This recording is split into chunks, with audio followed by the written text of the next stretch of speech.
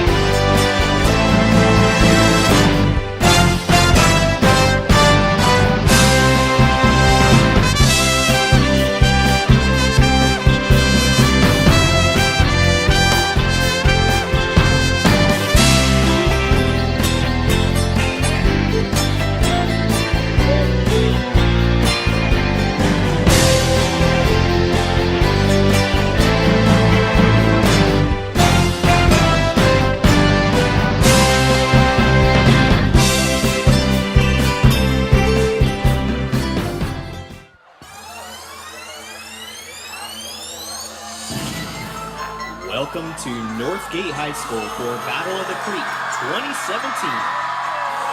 Now let's get up, make some noise, and welcome your Northgate Broncos.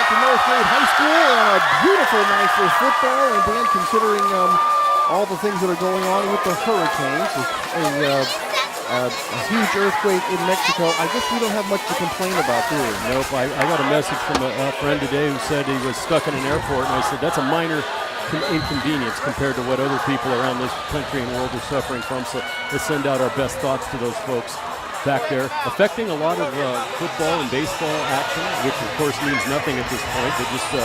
It has been interesting as to what some teams are playing, some teams are moving, and some teams are canceling their games altogether. But Tony, before we get started tonight, I just wanted to point out to the audience, should be in for a fairly interesting game tonight, and one reason why is the quarterbacks. Dylan Graham is a junior on the Los Lomas side of the ball. He can light it up. I saw some highlights of him. He's got a good strong arm in a spread offense, which exactly is the exact same formation and plays that Northgate like in a spread offense. And their quarterback is Jack Fulp. He's another guy that's got a fairly decent arm. He can send it out towards the sideline. It's not all just short over the middle type passes. So this should be interesting. I still think the one advantage Northgate has tonight is they're firmly entrenched now 4 years into the system of Ben Ballard, and they've won in those years. They've won this game for the past couple of years, whereas Northgate is just coming back. But we all know Doug Longero, the riverboat gambler. And for those of you that don't know, Clayton Valley, Los Lomas, back in 2000, I believe it was 2003, 2004. They won in overtime in the third overtime when Doug went for two. And incredible. I remember it was James Yakashima who caught that pass from J.C. Lewis, I believe. Oh, my God. You are going back a long way. A long way back. But I remember that play, and I remember that team. And Los Lomas has always been really good for us. One thing that's not good for us tonight, Tony, is the Northgate numbers, as you can see right there on the sideline. Yeah, it's gray, outlined a bit in red on black. Yeah, that's a tough one. Yeah. Almost like the team that got fined because they wore white numbers on a white jersey. It's illegal. Even highlighted, it's illegal. Wow. So if you were wearing black numbers tonight on a black jersey with white outline, it's still illegal. In whatever league this was, either a league or it was I think it was the Canadian football? It's something. I read it on the internet. You know, that's how you get all your news nowadays on the internet. It looks like they settled this up. Did Northgate end up winning the toss? I think they're going to receive, if I read that correctly. I'm going to go on a limb and say either Northgate or Los Lomas won the toss. But you know what? It doesn't matter because just about everyone takes the second half kickoff now. They decline. That used to be automatic. We're going to take always took the kickoff. Ball. Yeah, but now it's last night in the football game, which was an amazing game and shocked most of the country that the Chiefs came out on top by 2 touchdowns. But they deferred to the second half, and in the second half is when they did most of their damage. Yeah, well, what it comes down to, is you're going to get either the first half kickoff or the second half kickoff. Tony, that's why they pay you the big bucks to be out here. And Northgate will receive.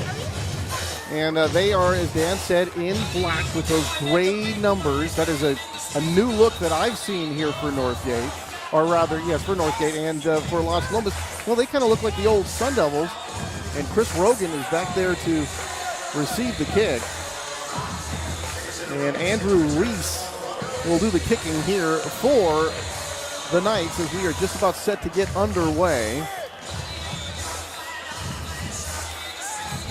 Here we go, a couple of 1-1 teams, and we are underway. And this one will be taken near the goal line, out to the 5, out to the 10, 15, across the 20, still on his feet, 25, out across the 30, and then dumped out across the 35 to the 36-yard line. And Northgate will set up there on offense.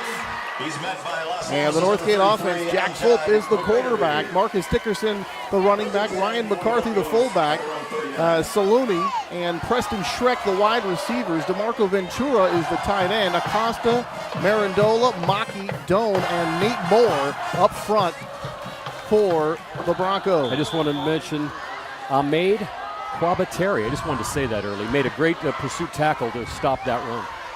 First down and 10 for the Broncos, and here we go. Broncos over that right side. A couple of bodies bang together. It's Dickerson on the carry. Gets out across the 40 to the 42. And here is that defense for the Knights. Across the front line, it's Chris Philomahala Jeremiah Purdy and Josh Wood. Yes, that is one of the Josh Woods, one of the Wood brothers.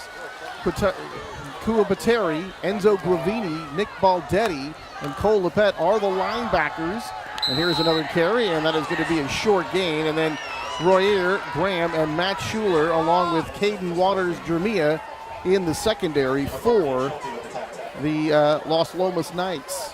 Going to bring up third down now. Dickerson, a short gain and a nice tackle by the linebacker Nate Schulte.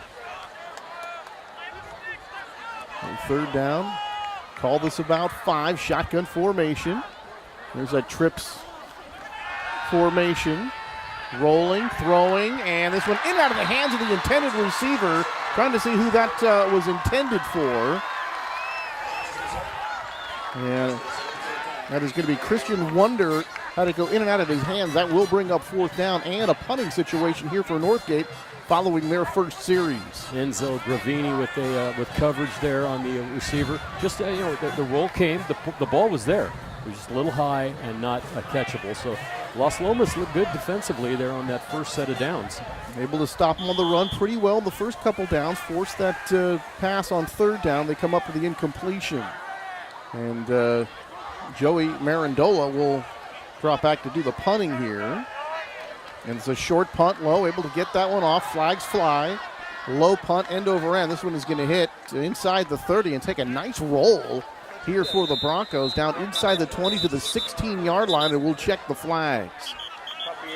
But while they do that, I'm going to give you the Los Lomas offense. Dylan Graham, the quarterback. Isaiah Newell is the running back. Schuler, Blake Thorpe, and Ephraim Porter are the wide receivers. Zach Patterson is the tight end. Ward, Gabby Wood, Lepet, and Connor Cook across that front line for Los Lomas. And Connor Cook should be in Tennessee. Yeah, Connor Cook, the backup quarterback of the Raiders. One of them, yeah. Him and Manuel. Numbers on the side of the helmet here for the Los Lomas Knights. First time I've seen that. One of my favorite days of the year is the day the NFL opens. That means every football game from then on out means something. First down at 10 for Los Lomas. Rolling, throwing, and this one incomplete. And it looked like that was intended for number 3, and that's Matt Schuler. Couldn't make the connection, but he was covered very closely. Here's that Northgate defense now.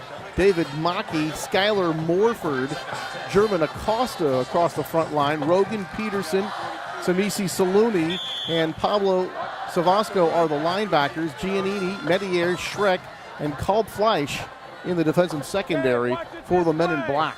And Blake Schmidt, who's got that start, maybe due to the formation that was out there, made a nice defensive play on that pass. Second down at 10, going to run it up the middle.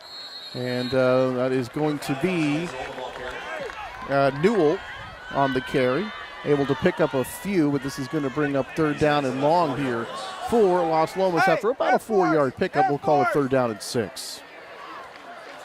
So far, both teams kind of feeling each other out. You can see one thing, though, is that Graham, he's got good size for a junior, 6'1", 170 pounds, mobile, can get out of the pocket and throw on the run.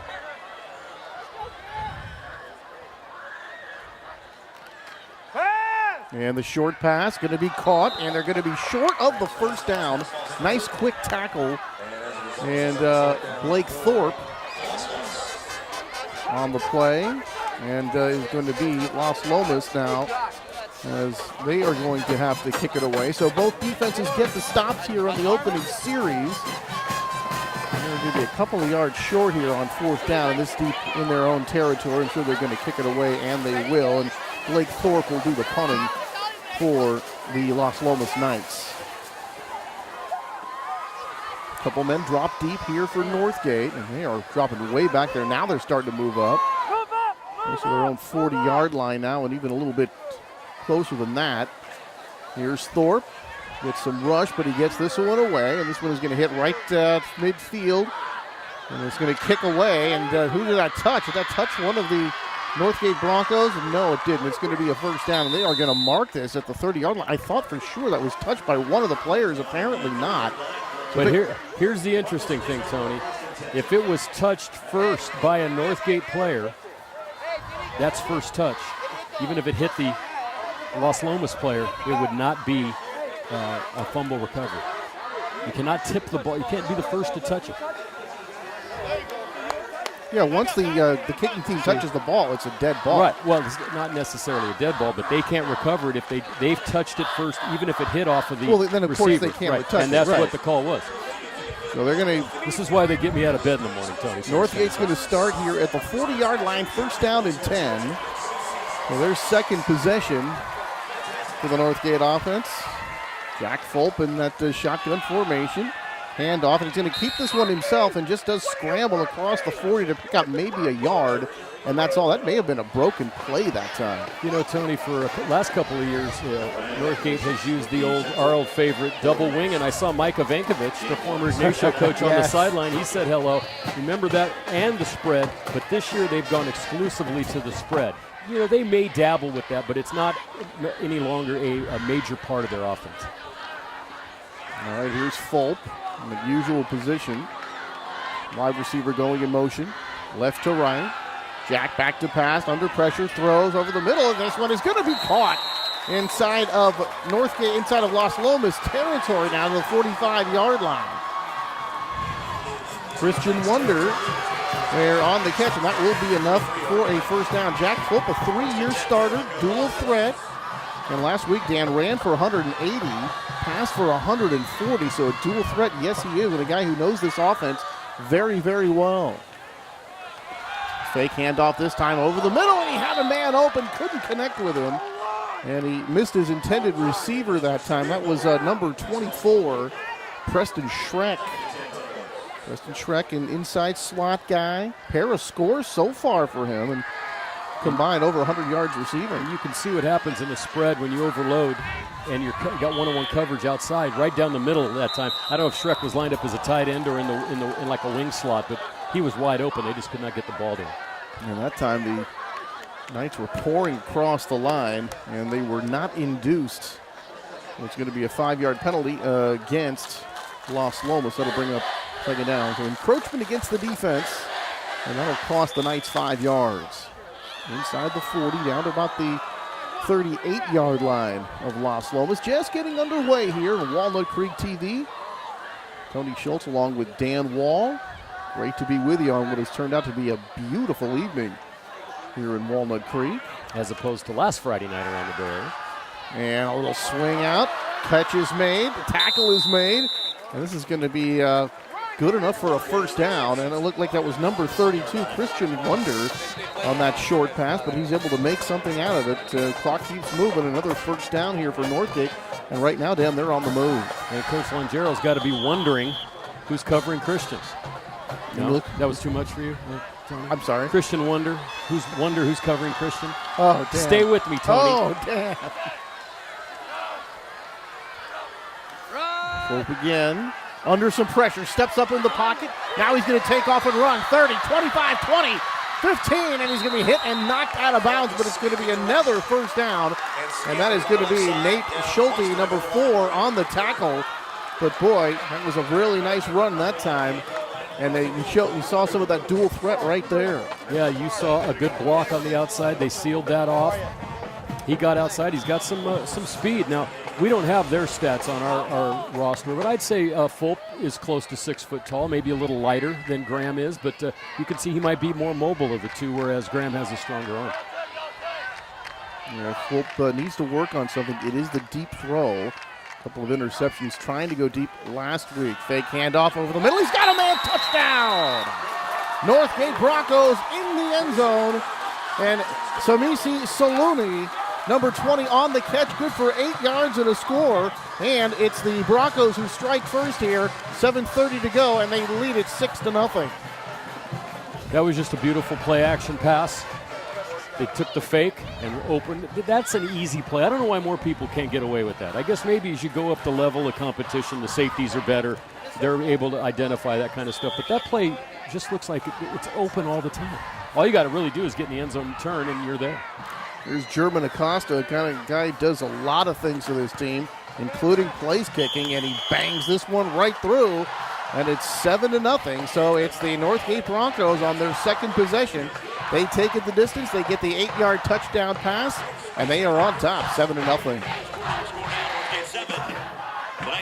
So let's just talk a little bit, since Northgate was able to go down, take a 7-0 lead. And I dug up some fun facts for later in the game, Tony. And when we get to that time where we have nothing to talk about except the game, I got them down here, but you'll enjoy them. Anyway, Ben Ballard's the head coach, Brian McCarthy, Rich Berger, Les Garaventa, who's been around forever, Jack Enright, Nick Stokes, Mike Escobar. Thanks for the help this week, Coach, getting ready for the game. Mike Formosa, John Cragen, and Zach Torrey are the coaching staff. Ben in his 4th year. They're 1-1. They lost to Damani Ranch out of Reno 46-16 in week 1. Last week they beat Deer Valley in an exciting game right here, 38-36. That's an impressive win to put on your resume. Deer Valley, a Division I school out of Antioch. Next game is against Jesse Bethard for the Broncos, who went 7-3 last year, Tony, and they lost a playoff game to Santa Rosa. They lost their starting quarterback, Jack Bolt, and of course their running back in that season. And ended up having a very good season, winning the league title. First time they've done that in 20 years, but pretty tough to do it when you lose your starting running back and your starting quarterback, and they kind of limped into the postseason. All right, here are the Broncos now, getting set to kick off. Here's Acosta again. Bangs this one, and this one is going to head toward that sideline. That's going to go out of bounds before it goes in the pylon, so that'll be a flag on that one. And Los Lomas going to get another chance here on offense. Yeah, Los Lomas, we didn't mention it much, and we talked about the relaunch sign over there, Tony. But last 2 years have not been Los Lomas-like in the football category. 1-19 in the last 2 years, and last year they didn't win a game, which was an answer to a question that someone asked me, who won the game last year? I think it was you, wasn't it? Yeah. I said, well, I think one team was 0-10. Sure I think it was lost Northgate. the last 2 matchups. Yeah. Well, we had a game a couple of years ago here that was just a shootout. And I think it was 2 years ago. The last time we were here, it was up and down the whole game, decided late in the game. But, you know, back in that run, back between like 92 and 2005, Northgate very seldom won in this series. It was an upset for them to win and to beat Los Lomas in football. But the tide's kind of turned here in the last 5 years. And that it has. All right, here's Dylan Graham. And Dylan throws. Got a man on that wide receiver screen. Breaks a tackle and gets out near first down yardage. And I think it's Blake Thorpe, number 7, on the reception on that quick pass. They're able to come up with that one, and that looked like it will move the chains. We're very close to it, and it will. That will be a first down for Los Lomas. Dylan Graham, 460 yards in the first couple of games. Good completion percentage, too, Dan, 64% in game 1. Game 2, a little bit of a struggle. He did throw a couple of picks, but the roughing the passer penalty is going to be added to the gain on the play. This is going to move the Knights out to the 40-yard line of the Broncos. You got to wonder where a penalty like that comes from. It was a one-step drop, quick pass to the flat. If the guy was into the backfield, he wasn't blocked. But to know that, too, to see that quarterback turn and throw that pass, you just got to know I can't hit him. The ball's already gone. We've seen a lot of that stuff in the first couple weeks of football this year, Tony. A lot of targeting penalties in college football as well. Fake to Newell, throws, and he's got his man again. That is going to be another first down. And another good play here to Blake Thorpe over there on the left side as they go with that 4 wide receiver spread. Multiple formation, spread offense. A lot of short passes. A team that takes what the defense gives them, Dan. I think that's a good way to come back, Tony. You can't come in and think automatically I'm going to have the offense I had 10, 15 years ago. But I like the way Graham throws the ball, and he's got some good receivers. That number 7, Thorpe, has made a couple of nice moves. And, boy, he's just going right back to it. Yeah, he likes what he sees over there on the left side of the field. And all 3 passes a little different. One was a wide receiver screen. One was about 5 yards down. One was out to the almost to the marker. They're looking at 2nd and 1 right now, so they're moving the ball. The penalty helped a lot as well. So an offense that have put up good numbers in the first couple of weeks, over 400 yards both weeks. And they had to punt after they went 3 and out in their first series, but moving it nicely here. And the hand to Newell, left side, busts through a tackle, busts through another tackle, and he's going to be hit and dumped inside the 10-yard line. And on the tackle, number 15, Michael Cobfleisch made the play, but that is going to be a first and goal situation as you get a good look at Newell after a very nice, tough run that time. You know why that was a great play, Tony? They'd ran that pass 3 straight times. You got to know the corner was thinking, I got to be on my man. I can't make a mistake. So what do? They run right at the corner. And once he got through the line of scrimmage, it took a safety to come and make that tackle. But that was a beautiful play. This is where Doug really is an excellent coach. He's a great offensive mind. We've got a lot of production out of Newell the first couple of weeks. Here's a throw, and there's in and out of the hands of the intended receiver, and that was number 11, Ephraim Porter. Looked like he had that one, just couldn't quite hold on. You know, that used to be a dangerous pass in high school football because a lot of high school quarterbacks can't make that pass to the sideline like that, but he has the arm to do it, and that was right in Porter's hands, so something to learn from there.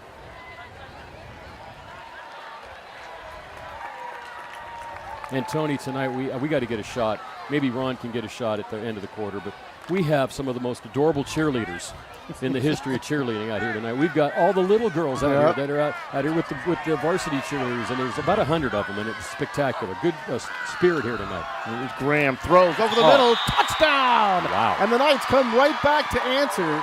And that is Blake Thorpe again, and he's already having himself a big night. They're going to have to figure out, talking about the Broncos, how to cover number 7 because he's been open a lot here on this drive. Well, I can tell you that for a fact. I can also tell you that we're going to see a replay here, but just a nice little skinny post inside to Thorpe. Thorpe looks like the real deal. Graham looks like the real deal, and this does not look anything like the Los Lomas team we've seen the last 2 years, really. That was a beautiful drive, and what you kind of expect out of a Los Lomas offense.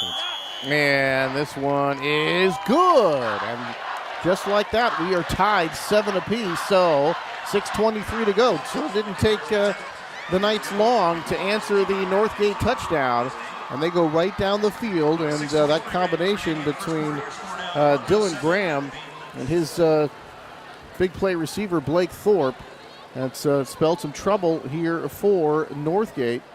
And we're all tied at 7. Sun going down, and boy, what a gorgeous night. Beautiful. You look over the trees, and kind of So for the folks out there that maybe didn't read about it or hear about it, last week due to the temperatures, all the junior varsity games were canceled. Most of the freshman games were canceled, and the varsity games were moved to 8 o'clock. Aside from a number of games which were canceled by school districts or school boards, one of them was Pittsburgh's game against James Logan. And Vic Galley today in the paper said he wasn't really happy about that decision. And the James Logan staff wanted to play the game. It was a decision made by the administration that they didn't. They're trying to find a makeup game. But that's why, if maybe you didn't hear about a lot of football last week, that's the reason why. Well, here's Reese to kick off. And we're going to have whistles blowing this one dead. And it looked like the Knights were offsides by where the penalty flag dropped inside the 40-yard line of Los Lomas. So they're going to probably back up the Knights and have them do it again. Now, Doug Longero, in his first stint in 99 to 2012, he talked earlier about the 4 NCS titles and 6 trips to the NCS title game. Well, he won 3. They won one in 92. He wasn't here in 92, was he?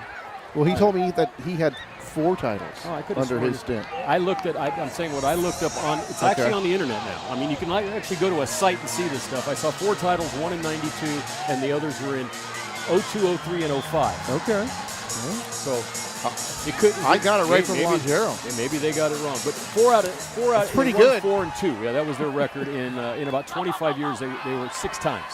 From the 15, hit and dumped right across the 30 to the 31-yard line, and that is Chris Rogan, number 7 on the carry, and that's where the Northgate Broncos will set up shop for their 3rd offensive possession already here in this first quarter. And going back from 2004 until Doug left, 5 wins, at least 5 wins every year for the program. And Doug also went back to school, got his master's degree in athletic administration, so he went out and got smart on us. Yeah, he wouldn't talk to me much this week. He says, I haven't kept up. Oh, here's a big hole bursting into the secondary and almost outrunning everybody, getting inside the 45-yard line down near the 43.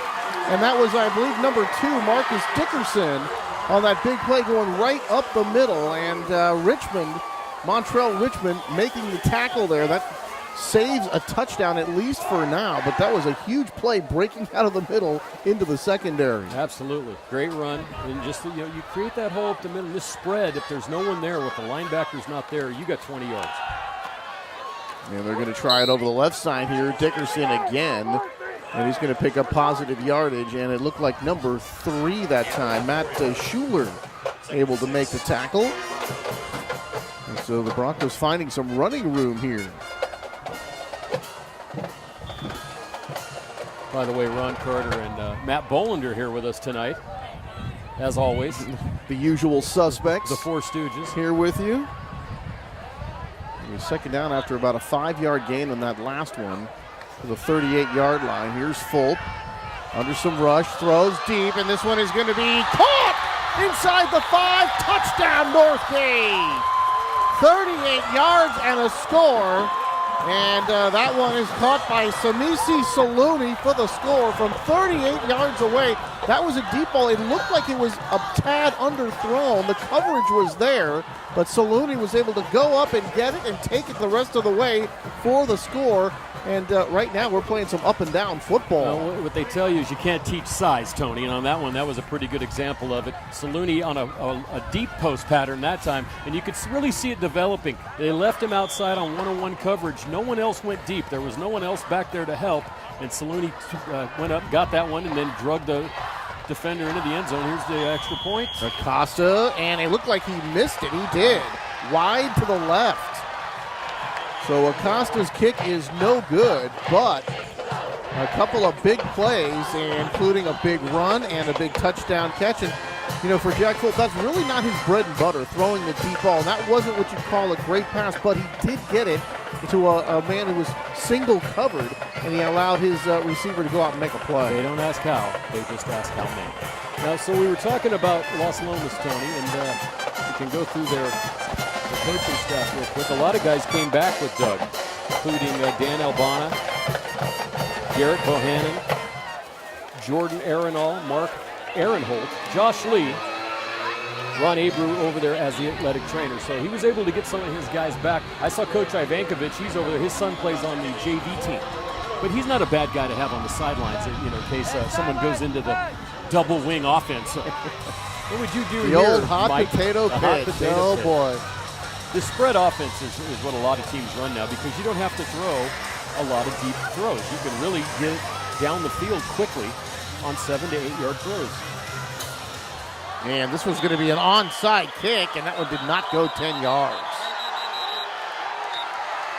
Yeah, now a little extracurricular, and the referee getting in there to break this up as soon as possible before any fracas breaks out. A fracas, I like it. And Tony, we're very nice in the booth. We don't like to cut up on teenage kids, but that was not a very good onside kick. When it goes backwards, that is not a very good onside kick. That's all we're going to say about that onside kick.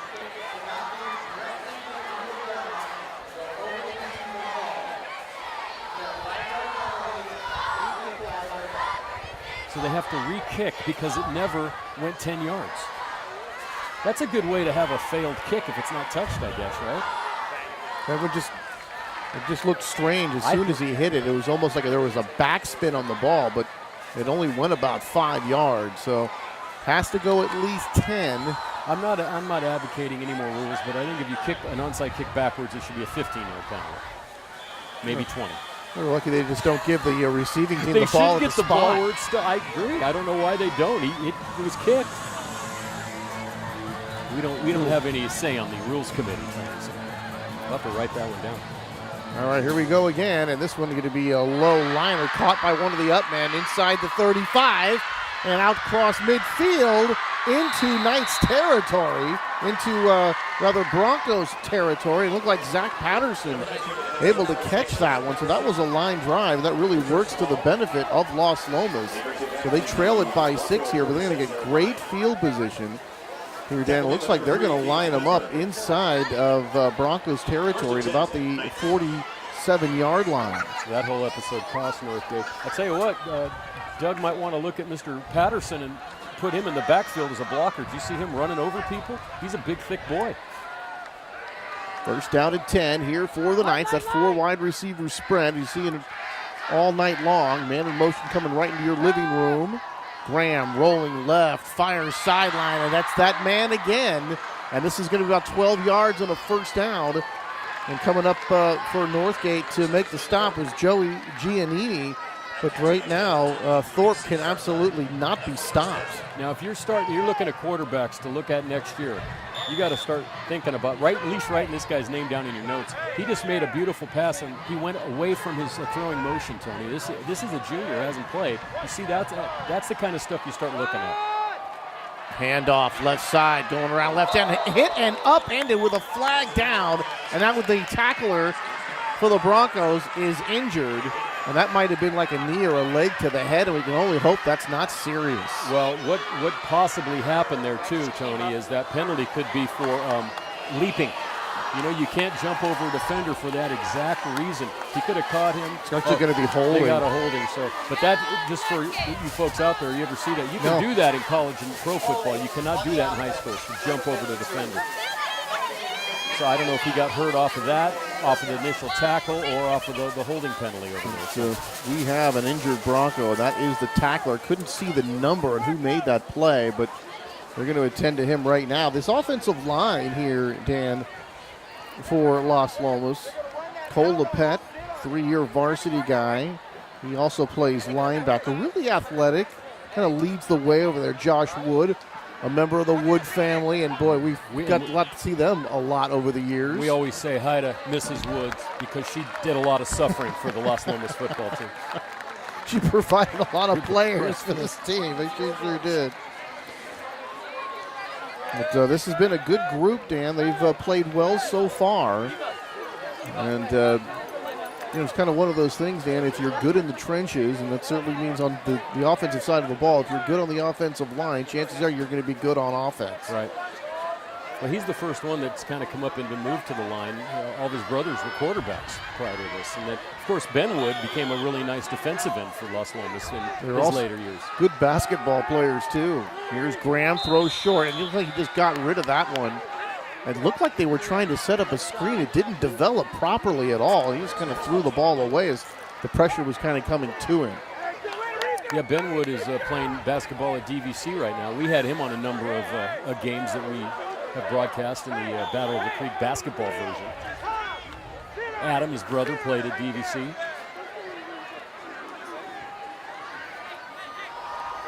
Newell, flank to Graham's right. 2 wide receivers to either side. Here comes the rush. There's the throw, and he's got his man again. This time Thorpe can't hold on in traffic. Well, that was a pretty good-looking throw. Maybe a touch high, but Thorpe really was there, had a chance to get 2 hands on it, and that time Dan just couldn't pull it in. You got to start wondering when they're going to double-team Thorpe, because virtually the entire offense has been run between him and the running back Newell. That's been basically the offense tonight for them. So, and he's been open almost every play. Boy, and after that incompletion, this penalty, Dan, this is going to be a 3rd down and 20. And here comes Thorpe, flanked all the way here to the near side. Here's Graham back to pass, throws, looking for him, and it's not Thorpe, but he's got a man. But this is going to be well short of the first down as he spilled out of bounds. And for Las Lomas, that is number 11, Ephraim Porter, on the catch. But that's going to leave them a bit short of the first down. At 12, more than a bit. It's about 12 yards short of the first down. It will bring up 4th down now here for Las Lomas. But on this side of the field, Dan, you might wonder if they just go for it here. Looks like they might. Kind of that risk-reward situation. Las Lomas wants to talk it over as they call timeout. I think the risk-reward situation is this: if you don't get it, well, you give them pretty good field position, for the Broncos, but not great. And well, you give yourself a chance to possibly pick up a first down and keep the drive alive. So Las Lomas uses the timeout here, Tony. 4:30. I could have sworn there was 4 minutes and 34 seconds left in the first quarter before. There's 4 minutes and 39 seconds. Are we going backwards in time? I don't know.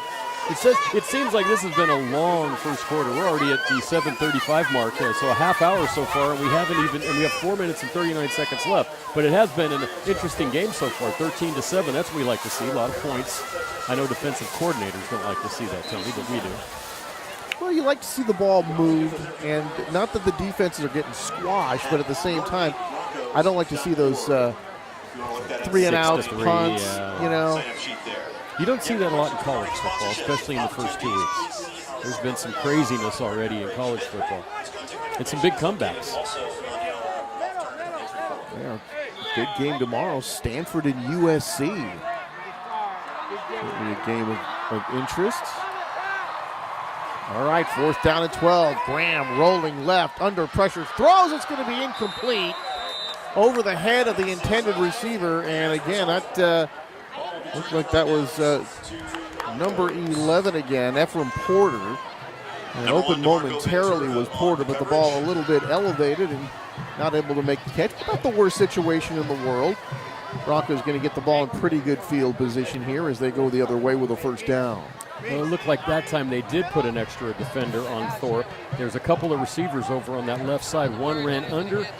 Porter ran to the 1st down marker, and that throw was just a little too high.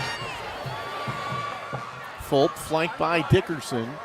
And you both teams playing those spread offense, going 3 wide receivers to the far side here. Man in motion coming to the near side. Fake the handoff over the middle, in and out of the hands of the intended receiver for Northgate. That had big play written all over it. Preston Schreck let one get away that time. That's a beautiful play and a beautiful fake on the play action. It froze the line. Everyone was running deep. The receiver was open over the middle, just dropped that one. It's a beautiful throw. And there's a flag on the far sideline. I don't know what this is about. They're behind the line of scrimmage here. This might be on Los Lomas' bench. Oh, no, it's not. Okay. I just saw the ref on the far sideline pushing, telling all the Los Lomas people to get back. And in high school, you can't be in front of that white line. You have to be behind it. So it is going to be a 5-yard penalty here, but they will get the down over again. So it is 1st down, but now 1st and 15, and they need to get to the 47-yard line for a 1st down. Handoff inside. This is Dickerson again. He's got big room. Dickerson's got a 1st down as he's near midfield. So Dickerson right up the middle, another big play for him. And for the Knights on the tackle there, number 20, Caden Waters-Jermia, making the stop, but they're going to have another replay of this one. This is going to be another big look. Tony running back. That quick hit. Boom, had the hole, gets that. He's got good power, he's good speed. He gets back when safeties are making tackles. You're not, obviously your line's not doing the job for you, and that was a big chunk of yardage. Back is full. Over the middle, in and out of the hands of the intended receiver this time. And that's, it looks like that was number 5, Ryan McCarthy. He couldn't make the grab.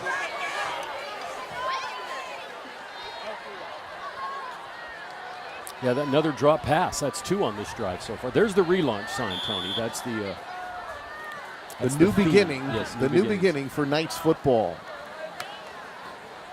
Handoff again. Actually, he's going to keep it as full, but he's going to be hit and stopped. And not fooled by that was number 52, Cole Lepet, another one of the guys that goes both ways. And they had the fake that time, but Cole was not faked by that play. No, not that time. 3rd and 11 on this one, and this has been kind of a weird drive so far. A couple of drops, a penalty, but then a long rush, and now it's we'll see what they can dial up here. 3 wide receivers far side. You got to get to the 42-yard line. And boy, it looked like the line of the Knights jumped off sides and made contact, so it's going to give them 5 free ones here. So that'll make it 3rd down and 6. Another encroachment call, so for the Broncos, Dan, they pick up 5 free ones. Now we'll call it 3rd down and 6. Does this really change your play call? It probably not. It might change a route or two on the far side. Maybe a guy was going to go a little deeper. Now they can do a little cross, maybe send him right to the flag. It's a little easier throw. Or a chance maybe for Fulp to actually run the ball now. They do like that option, and he does get the chance, Dan, to change plays as he comes up to the line of scrimmage. Look at that gap on the far side over there as he does this. And you called it, Tony, but he didn't take that gap. He went up the middle. But it's going to be close. Let's say 4th and 2. And number 55, Jack Ward, on the tackle. So that is going to leave him just a bit short here, but on the Knights side of the field here, 4th and short, they are going to go for it. So that 5-yard penalty, Dan, has made a difference here because chances are they would be punting right now. Here's Fulp, just a wide receiver split to either side. 2 actually here to the near side, 1 to the far side. Fulp looked like he did change the play that time, and now he's going to have his running back move up. Going to hand it to him, caught in the backfield. Second effort's going to get him the first down unless the knee was down earlier. He did not make it. He was short. Boy, the knee must have scraped. That second effort looked like he got it, but apparently the knee had touched before that. And we apparently have an injured Los Lomas Knight. That is number 55 there, Jack Ward, who made that last tackle. But the Knights come up with a big stop here, so they're going to get good field position. And this is the kind of football game I like, where the defense does get some stop, but the offense does move the ball as well. So the Knights going to get another chance here on offense, Dan, at their own 45-yard line after that stop on a very short yardage situation. Graham, handoff, left side, and good yardage out across the 50. Isaiah Newell, the running back, and he is across midfield.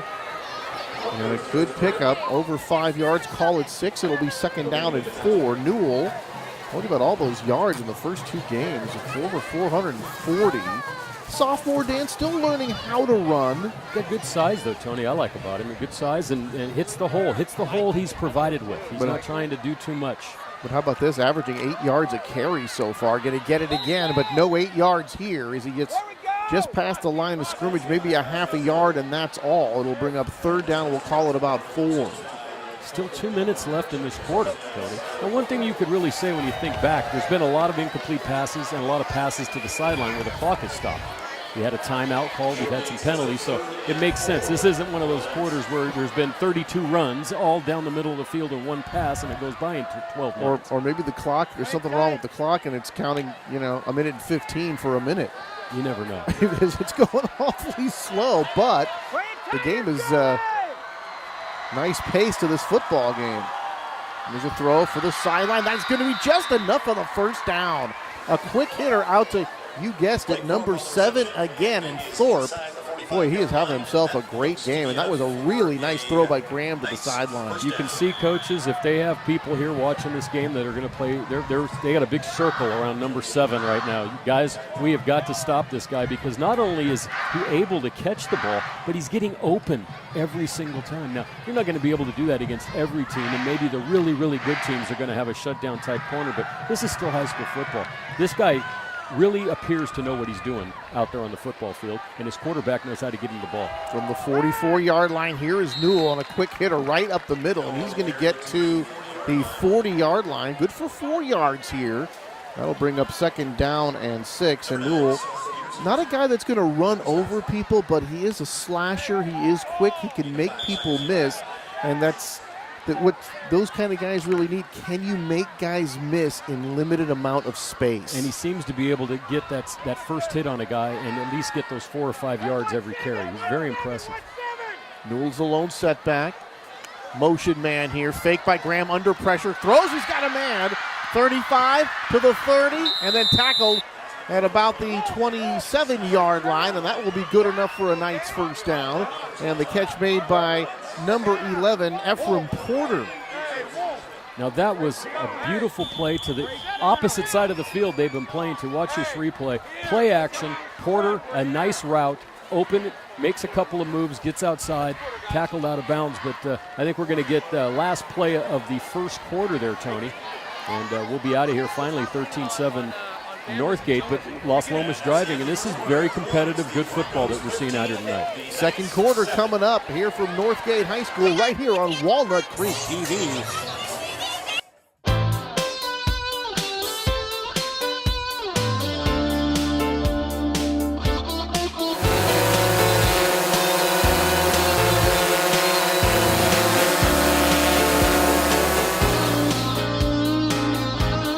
We see you see us. Saw you dumping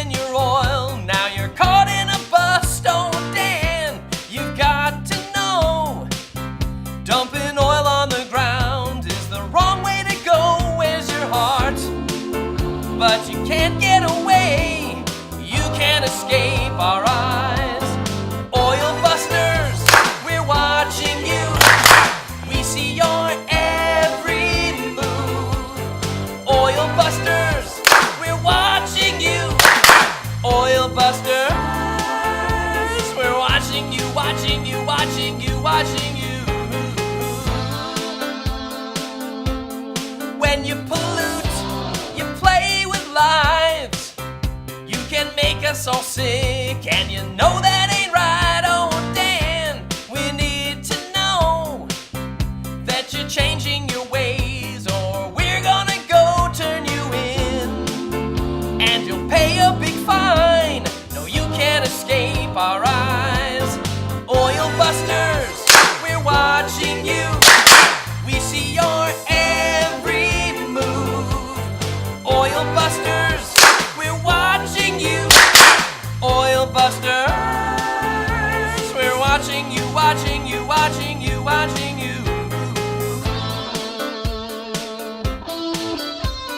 A message from the Contra Costa Clean Water Program and Cal Recycling.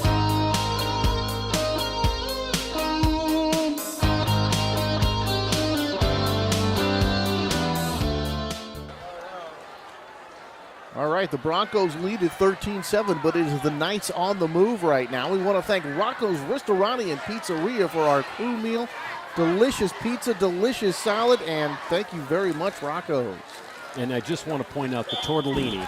If you're in the, I just absolutely love it. Sometimes I'm driving by there and I go, I got to go get some tortellini. It's good for 2 dinners, by the way, if your wife doesn't like tortellini. And before we have this first down snap, there is going to be a flag.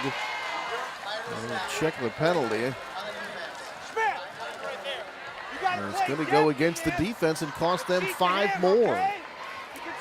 So both teams have aided the other on their last drives and given them a little bit better field position. 1st and 5 now from about the 25, maybe the 20. Even inside, yeah. Call about the 22-yard line. First down at 5. Here's Graham back. Throws. He's got Newell coming out of the backfield, and he's got room, and Newell is going to get all the way down to the 10-yard, and that's going to be a late hit out of bounds. Boy, he was banged out of bounds. I did not see a flag come in. Making that contact was number 7, Chris Rogan. And boy, Newell looked like he was clearly out of bounds before that contact was made. There's a number of flags down, and I'm sure you're going to see it all here. Newell makes a nice play. Guess who was down there blocking for him? Thorpe. And they got it. Yep, so this will be half the distance to the goal. So they're going to be at around the 7, it looks like, even closer. The ref is now moving inside the 5, down to about the inside the 4. So both teams helping the other out, penalty-wise, and both quarterbacks looking really good so far in this game. Boy, that was a nice toss out to Newell, who was wide open, swinging out of the backfield. Okay, here come the Knights now. First down and goal. Inside the 5-yard line of the Broncos. A chance to score a touchdown here and take the lead with the extra point.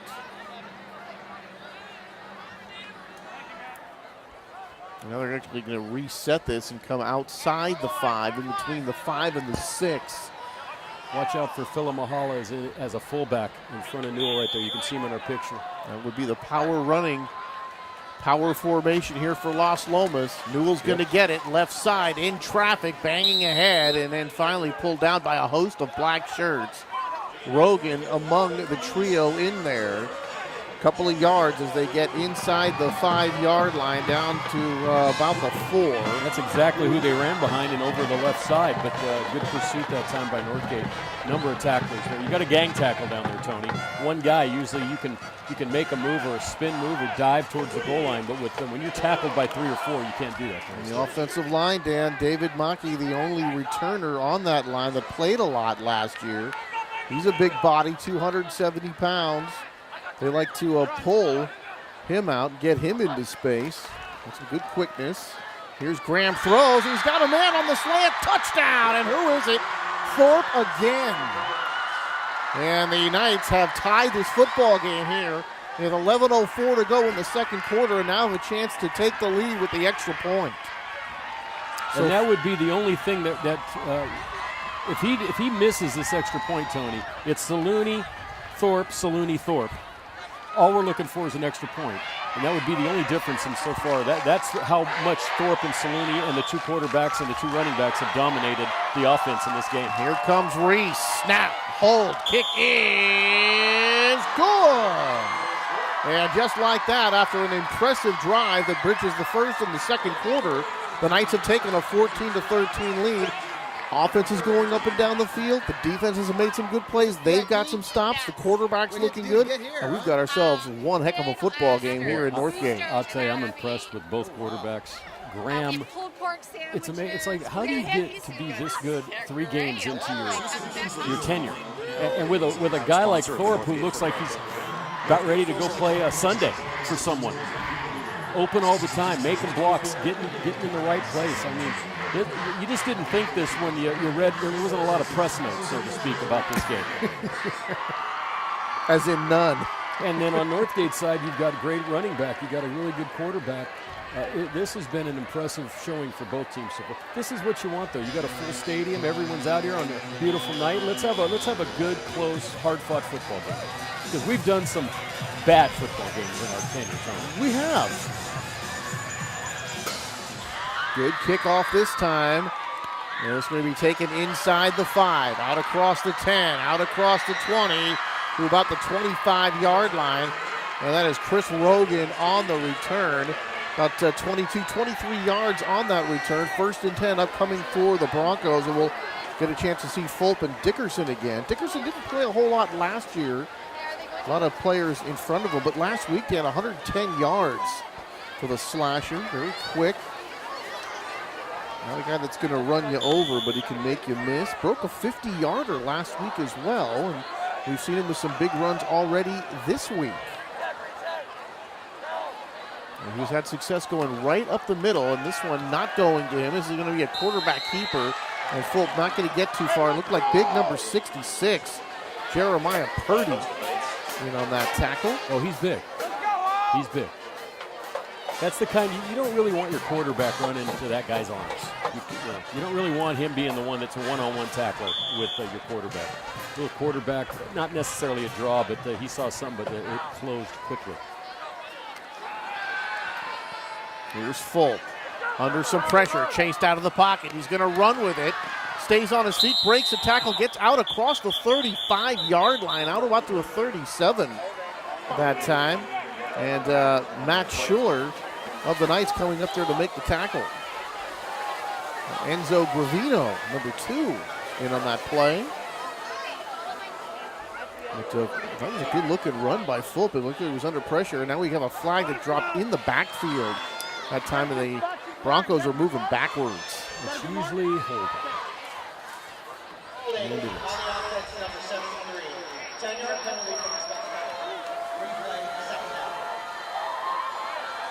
Spread offense here. They talked about that run pass off option. And they'll call a run, then pass out of that, and vice versa, Dan. So they do have some changes in the play at the line of scrimmage to give their quarterback some leeway depending upon what he sees when he comes to the line of scrimmage. All right, following the penalty now, going to be 2nd down and very long. Here's Fulp going farther down the field, and the receiver, was he tripped up? Now there's no flags going here, and take a look, and that is Ryan McCarthy, number 5, to the intended receiver, open over the middle, but it looked like he stumbled before the ball got there. Yeah, I don't think that was a pass interference thing, just a situation. Sometimes that happens in football, Tony. There's contact in the sport. Not everything has to be penalized. It's going to bring up 3rd down and 21 here, Dan, as they've got to get it way out to the 35-yard line for a 1st down. That was a triple shift on that one, Tony. And I think even Northgate got confused by their own shifting. Sometimes you can just think of too much. So, Tony, I got something for you, all right? We'll go with Northgate since they have the ball, but here's some important Northgate alumni that you may not have heard of or know of. But Doug Davis pitched for the Diamondbacks. It went to Northgate High School. Lee Goldberg, a screenwriter who wrote the epic series Monk. Do you remember Monk? I do. Tony It's a Shalhoub. pretty good show, yeah. Now here's my favorite, okay, because I used to watch Dallas back in the day. Oh, I loved it. Kathy Podewell, who played Callie Harper Ewing, the second wife of JR, went to Northgate High School. Oh my goodness. She went to Northgate High And School. I remember those last couple of seasons that she was on the show. Yeah, and she even did the remake a few years ago. And Ed Sprague Jr., whose father pitched in the major leagues. Oh, I for the remember A's. him very well. Ed Toronto played Blue Jays, Toronto right? and Pittsburgh and Oakland. He also is the instructional coordinator for the A's, and he went to Northgate And High School. Dan, wasn't he on the 92 and 93 Blue Jay championship team? He would have been, yes. Very, very fun fact And from Dan Wall. also, Kristen Babb Sprague went to Northgate, and a gold medal Olympic swimmer, and married to Egg Sprague Jr. So third down and very long. Low snap handled by Fulp. Throws down the middle. He's got a man. It's complete. And that's going to be enough for a first down. All the way out to the 40-yard line. So third and forever. And the Broncos with Sanusi Saluni making the catch. And you talk about the deep throw that Fulp doesn't do well. That was a deep throw that he threw perfectly. That was beautiful, and Saluni ran a great route that time. He just kept going until he got open. I don't think that route was designed. I think that was, someone go get open. What a Kind of huge, like go behind the Volkswagen, and I'll throw it to you. what a huge conversion there. Great pass, though, on that play. Fulp back. Under some pressure now, trying to escape toward the near sideline. He's just going to throw this away. The Knights were hoping to get a penalty call on the grounding, but they're not going to get it. No flags on the field. It will bring up second down. And for those of you that watch football on Saturdays and Sundays, you might be saying, why would that be grounding? He was out of the pocket. Well, that doesn't exist in high school football. You can ground the ball from any point on the field. But that time there was probably a receiver at least close enough to where they felt like they didn't have to call it. All right, here's Fulp. Three wide receivers spread to the far side. Man in motion coming to the near side. Here's that handoff, and Fulp is caught in the backfield, and somehow he almost gets away from the tackle by Jack Ward, but Ward stays with it, and then he gets him down. It'll be a short gain, if anything, maybe about a half yard, but Fulp caught in the backfield that time, and Jack Ward into the backfield just way too soon, right as the handoff was being made, and the Broncos really fortunate that a fumble didn't occur.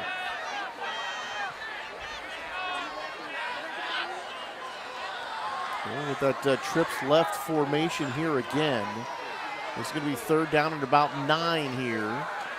Fulp back under some pressure. There's a blitz. He's got a man. That's going to be good enough for a first down. And making the catch, DeMarco Ventura. So a couple of big third down conversions. One very long. This one about 9 yards. And the Broncos going to keep this drive alive. And kids out there, you're watching this game, that's how you get a first down. You don't run 2 yards short of the marker and get tackled immediately. You run 1 yard beyond the marker and get tackled immediately. That was perfect. And a great pass and a great catch. So a couple of big third down conversions. Here's the handoff. No, I think Fulp kept it again. And then he swarmed under. A couple of guys getting off the tackle, and including Nate Moore, number 58. You know, you got Nate Moore, part of the offense, excuse me. You got to wonder, Tony, too, Fulp, do you want him getting hit this much? There were a couple He's hit times. a lot, and I know he's young, and quarterbacks are a little bit more able to take those hits younger, but he's been getting hit a lot, and he runs a lot, so I wonder at one point you might limit it because he's a heck of a passer. Both these quarterbacks are. And you see the Knights coming with that stand-up defensive end. They look like they're in that four-man front lineup. And this time Dickerson is going to get it, but he's going to go nowhere. Dragged down again, Jack Ward, number 55. And we've called his name a lot so far in the first half. Well, I'd have to say defensively, he's been the star. He's been everywhere, and he's a big, strong guy. And I think he's even dinged up a little bit, but he looks like the kind of guy that would go dinged up. And the Knights, that interesting looking helmet, they've got the numbers on one side and the double L on the other side. And I have not seen the gold helmet look. The old Sun Devils, the old Arizona State look. I have not seen this before from Northgate. From Los Lomas, excuse me. Under pressure, Fulp throws, and this time behind the receiver. The pressure was coming to him, and that time Saluni looked like he was open over the middle, but the ball completely behind Sanusi that time. Good pass rush that time by Quabateri, or is it Cubateri? Well, that's a tough. Spell it. As our Don't good look, friend, spell it. As our good friend Steve Sanchez said, amen.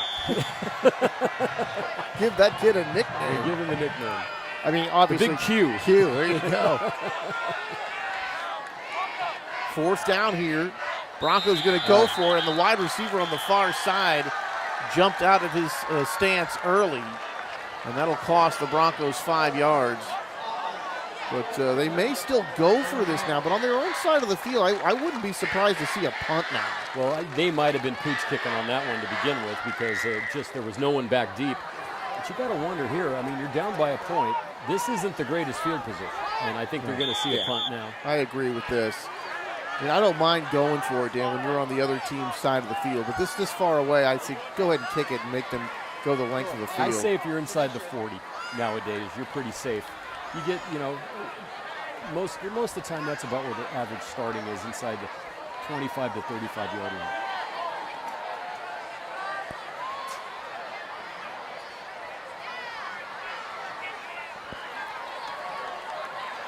Run up, going to punt this one, and they're not going to kick it to anybody. This one's going to go out of bounds. And that, see, the official's going to trot on down inside the 30-yard line down to the 29. And now they're going to, they're coming back here, Dan, 35. So it's going to be first down here for the Knights at the 35-yard line. So they end up with pretty good field position as they get the stop after the Broncos converted on a couple of third down. But see, this is where the coach can make the argument too. If we hadn't had that penalty, our punt would have only given them 10 more yards. So, and we've seen some weird special teams things over the last few years. Antioch, they don't even use special teams hardly. They go for 2 on every play, and they don't kick extra points. Here are the Knights. Graham, little swing pass. He's got Newell out of the backfield. Newell sprints into the secondary, down the sideline, flags flying on his way. But boy, Isaiah Newell, just absolutely a burst of speed out there. And what makes that possible, Dan, is that little swing pass is right on target. He doesn't have to break stride. Now that might not go all the way back. I'm thinking usually a flag coming in like that, if it's against the offense, it's an illegal block. Now where it happened. Block in the back. Yeah, so they'll mark it from where the spot of the foul and then go backwards. So the play will actually result in about a 1 yard gain. Yeah, a couple of yard gain, but maybe 4 or 5, and then they're going to mark it back from there. Right. So they're going to be faced with a 1st and 20, and you can there's some certain things you just know. That flag in the backfield is a hold usually, or a legal motion. The flag coming from that deep. Unless on a passing play, it's a hold usually, or pass interference. But when it's a run like that, it's going to be an illegal block. And it's still going to be first down, but now it's going to be 1st and 18 here for the Knights. And in motion come to the near side. They're going to hand it off. This one coming around the edge and breaking out into the secondary, and that's a nice gain over the 40 to the 41-yard line. And that was number 3, Matt Schuler, and a very interesting play call on the end around that time, and they pick up good yardage. Well, that's a play call that we saw a lot 2 years ago in Antioch, and we call it the ante-Najee play, if you remember, right? Remember Ryan Payne? I do. Number 3 would come around end after all the Najee runs to one side and run that end around, and he had a big burst of speed. Now, that time maybe not as much speed, but still very effective in a gain that got them back just about 75% of the yardage they need to gain to get another first down. They pick up 14 yards on the play because it's 2nd down and 4 now from the 42. Graham throws this one knocked out of the air and incomplete. Couldn't see who got their hand on that one. It looks like number 20 is getting all the high fives over here. Now that looks like 00 the way it's on it, but it's actually Saluni who's number 20. And see, that's another thing. Not only you can't always, Tony, put the onus of the defense on your backs. These are high school kids after. You got to end like him that's tall. If he starts to read that pass, drop back, get your hands up. Maybe you can knock it down. That's a good defensive play that time. They'll bring up third down and 4 from the 42 this time. And this one is going to be, look like incomplete, and then in and out of the hands, or did he hold on? It looked like he did. I think he might have bobbled it on the far sideline. Let's see, that was Ephraim Porter, number 11, who made the catch. But no, they are not going to mark this a catch, I do not believe. No, they're going back to the original line of scrimmage. So no catch there. That'll bring up 4th down. And it looked like the punting unit's coming out here for Los Lomas. So the Broncos able to get the stop here, and they'll get the football back with 6:15 to go here in the second quarter. And now it looks like the Knights are going to call timeout. They want to talk this over a little bit. I don't think, Riverboat Gambler or not, Dan, I don't think you're going to go for it here in this situation. Although this would be a good area to fake a punt and try something a little if you're going to fake it. This is about a good spot, 45, 50-yard line. I'm not saying that's what he's going to do, but this would be a spot for that. But I don't think I'd go for it when the defense is set up to stop your play. Let's see what they're doing. I don't know. Here comes, looks like the offense is coming out on the field, Tony. They must have a play here. There's Thorpe, there's Graham, there's Newell. Now they are. Now, they're only about 4 yards short of that first down. Do you line up, Dan, and just try to draw them offside here, or do you actually run a play from your own 41-yard line? We'll see. Thorpe is lined up over here. He's the only wide receiver split out here to the near side. 3 wide receivers split out there to the far side. Graham from the shotgun. Graham looks, throws, and he's looking for Thorpe. It's going to be incomplete, so they do go for it. They roll the dice, but they come up snake eyes this time. The Knights hold, and the Broncos hold, rather, and they're going to get great field position to start this next drive. That was just one of the few passes he's thrown tonight that was off target. Thorpe actually had a step on his man, but had to dive for it, wasn't able to catch it. So here we are, 41-yard line of the Broncos, 14-13 so far. A very competitive, well-played game so far, Tony. And dare I say it, I don't want to jinx anyone, but so far we've had no turnovers. 3 wide receivers split to the far side, 1 to the near side, handoff going up the middle, swarmed under, and now a flag has been thrown in the defensive backfield here. It's illegal participation on Los Lomas. They had 10 defenders. The 11th came on after the snap, and he came on offside.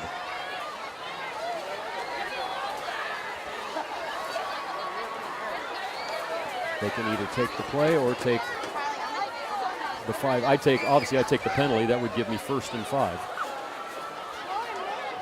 If you can get the yardage and the down back, that's usually the one you're going to take. As the officials continue to talk this one over.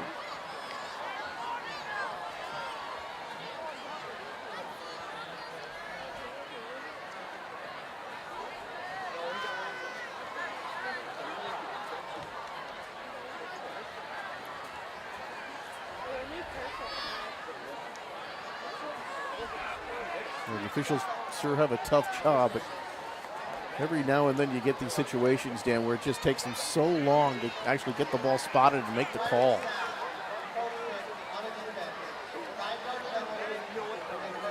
So another encroachment penalty, Dan, and we've seen this, I think, on both sides a couple of times now from both defenses. So those guys in the defensive front trying to get the early jump. Actually, Tony, I just wanted to send out, because I am an official, softball and basketball, and I think these guys are doing a fine job tonight. I haven't had a problem with one of their calls so far. As a matter of fact, I've seen a couple of them before they called them. Next play, and boy, big hit, but somehow absorbed and able to stay on his feet and keep going is Marcus Dickerson. Man. Boy, talk about a tough run there. He pinballed off a couple of tacklers, and that first one, it looked like he was just the missile right at him. He was able to keep going. Take a look at this. I mean, there's a couple of vicious hits here, right here, both totally legal. And you can't take all the hitting out of football, Tony. We'd have flag football, but that was good stuff right there. Good hitting and first down for the Broncos here. Very impressive by Dickerson. Here's Fulp, chase to his left. Now he's going to keep it racing to the 20-yard line, and he's going to make it. Nice gain there by Jack Fulp. And boy, very patient that time, looking downfield, and then able to sprint for the sideline. And you talk about a guy who can give you both run and pass, and he's done that well tonight. Yeah, he probably is the best runner of the two. I'd say Graham might have a touch on the passing, but both these guys in the future, they're going to be good. Second down at about 3. Both are juniors, by the way. After that 7-yard scamper by Jack Fulp. Man in motion coming to the near side again. Fake the handoff. Fulp back under some pressure. rolling to his right, firing to the end zone, and just over the head of the intended receiver. And that was number 1, DeMarco Ventura, who had his man beat, and that ball just thrown a little bit too far out in front. That's the on-the-run pass. Sometimes it floats a little bit when you don't have your feet set. But still impressive that they're able even to make these. We've watched high school games where, that ball would have been 20 yards short and intercepted and going back the other way. These guys are, if you're going to throw that pass, Tony, make sure the only guy that can catch it is my guy. And that was a good example of that. See if the Knights can buckle down and get a stop here. Dickerson up the middle, able to pick up a couple of yards. Ball comes loose, but I think the whistle had already blown. It's going to be very close to a first down. Boy, that defensive line that time by the Knights, and this will be enough for a Broncos first down. Trying to stay on that. Jeremiah Purdy, one of the stalwarts in the middle. Philomaloa, the Tongan. He's a sophomore, Dan, real big guy. We had the chance to see him tonight. Didn't play last week, but he's back this week. And those guys right now trying to get the Broncos stopped. And under some pressure, ball nearly lost. And then Fulp able to pick it up. The ball comes out again, but they're going to say it was down. And even though when Fulp gets caught in the backfield, he's able to spin around, Dan, and still get away and pick up yardage. That was phenomenal. I thought he was tackled first. He kept coming up in the pocket. No one was open. So he decides to, he really didn't run. He just kind of moved his way forward and fell forward for 7 yards. Yeah, he wasn't running. He was just kind of spinning around. But able to pick up some yards anyway inside the 10-yard line here. Second down, call it about 5. Here's Fulp rolling to his right, throws for the end zone, and nearly caught. Looked like it went off the hands as that ball was getting close to the sideline there. And that was Preston Schreck, number 24. Couldn't quite haul that in. Now they're going against a secondary, Dan, that's been kind of a mix and match situation. A lot of young guys, mistakes can happen. They have played well so far. Team that they play the 4-3. They like to use that cover 4 defense, Dan, but they do have some younger guys. They've had some injuries in the defensive backfield, makes things a little bit tough. And you have to use a lot of DBs and corners and safeties with this sort of offense. Look at that guy wide end open. Zone touchdown. Guess who? And that is Northgate in the end zone. Samisi Saluni in for his second score of the ball game. Third score of the ball game. Touchdown Northgate. 4:18 to go, and the Broncos have a 19-14 lead and trying to add to it here with the point after. So far, even though both these guys have used other weapons, it's pretty obvious who Fulp wants running and who Fulp wants to throw to, and the same thing on the other side of the field as well. And neither of these guys are really wide receivers. They're almost hybrid wide receiver tight ends, as they're big guys, but they've been open and they can catch, and that kick is good, Tony. So now we're 20-14, and Las Lomas has 4:15 to go and try to get back on top. The German Acosta able to knock that one through. It's a 20-14 lead. 4:18 to go here in the first half, and this has been an excellent football game as the teams going up and down here, and it's Northgate back in front. So a seesaw affair here, and if you remember too, Tony, Saluni made that nice catch on kind of would have been not a flag but a slant pattern over here to get a first down. So he's made 4 big catches tonight. Thorpe, of course, has made virtually every catch he could get his hands on. The running backs both have probably in the neighborhood of 60 yards rushing. Now this has been a good offensive high school football game. Ball's being moved well. The defense has gotten some stops. And these teams look very evenly matched right now. Boy, the crowd really loves it. They're going crazy. It is a fun-filled Friday night here in Walnut Creek in the Battle of the Creek 2017 edition. It's going to be taken just inside the 10-yard line, out across the 20 to about the 22, 23-yard line. Bodies collide there, and that was number 3, Matt Schuler, on the return.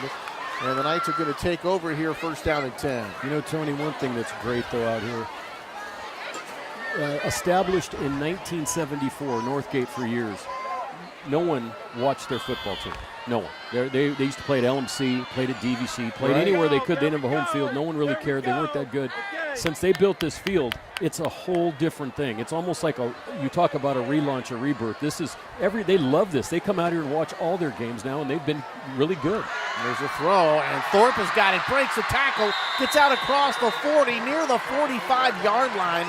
Good catch and run that time by Thorpe, who's had himself a big night. Well, let's see. Thorpe is, Tony, just so you know, 6'3", 220. I'd say in the next 2 years, if he can grow an inch, gain about 40 pounds of muscle, and maintain his speed, this guy could be a tight end moving forward and play at a 4-year school. He has moves, he gets open, he catches anything he gets his hands on, and he's got the power to get extra yards. Where did he come from? He took on a big hit right there, but he's looking like a big-time player here tonight. So after the good catch and run by Thorpe, first down and 10 from the 45-yard line here for Las Lomas as they want to reclaim the lead. This one is going to be caught out near the 50, good for about 5 yards, and then gang tackled there. And that was number 11, Ephraim Porter, making the catch that time. We've called his number a few times tonight. Well, you know, the one thing Northgate really hasn't done, Northgate was able to, Las Lomas hasn't done, Northgate was able to throw a deep pass. He's still maintaining most of his passes short. Thorpe on one side, Porter underneath on the other. Those are his kind of go-to guys. Porter's another little guy, a little sneaky guy that can get open. Watch him right now. He's got no coverage for almost 10 yards off the line of scrimmage. We're going to hand it off here. Newell's going to get it. He's going to pick up the first down, and Newell's going to bang his way out across the 45-yard line of the Broncos. So that'll be a first down as he gets out to at the 42-yard line of the Knights, and that'll be another first down here for the Knights, in the Bronco territory rather. First down here for the Knights. That was a beautiful run that time, and of course they ran away from the two receivers, thinking a lot of that. Those looks from the corners are going to be on those guys. The eyes are going to be on them. They ran the other way and got another first down. Fakes to Newell this time. Graham back with time. Throws to the sideline, but way up high. And looking to go to number 3, Schuler over here near the sideline. And that ball was just well too elevated, but blocked very well. The sight line was there. The receiver was open, but that time Graham just misfired. Once again, a good pass, though, because no one's going to catch it but my guy. If you want to throw that pass, and sometimes you might lead it a little inside. They had bracket coverage on that play. They could have easily stepped inside, made an interception, but he doesn't throw it to where anyone else can catch it. Unless Manute Bull was your wide receiver in that play.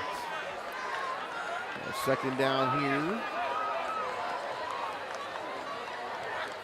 Got to get inside the 35-yard line for a first down. Here's Graham going to the outside. He's got a man. And it's going to be close to a first down. Flag flies. Lead him a couple of yards short of the first down. Schuler able to make the catch. That might be a defensive hold, or it could be an offensive pass interference if there was a push on that side. Las Lomas doesn't look thrilled, but that doesn't mean anything usually. We're going to have to wait to see what the call is. I see one of the Las Lomas guys clapping here on the far sideline. Maybe they are. You would think that would have been a defensive penalty because the throw was made. There was no blocking. I did not see any linemen downfield.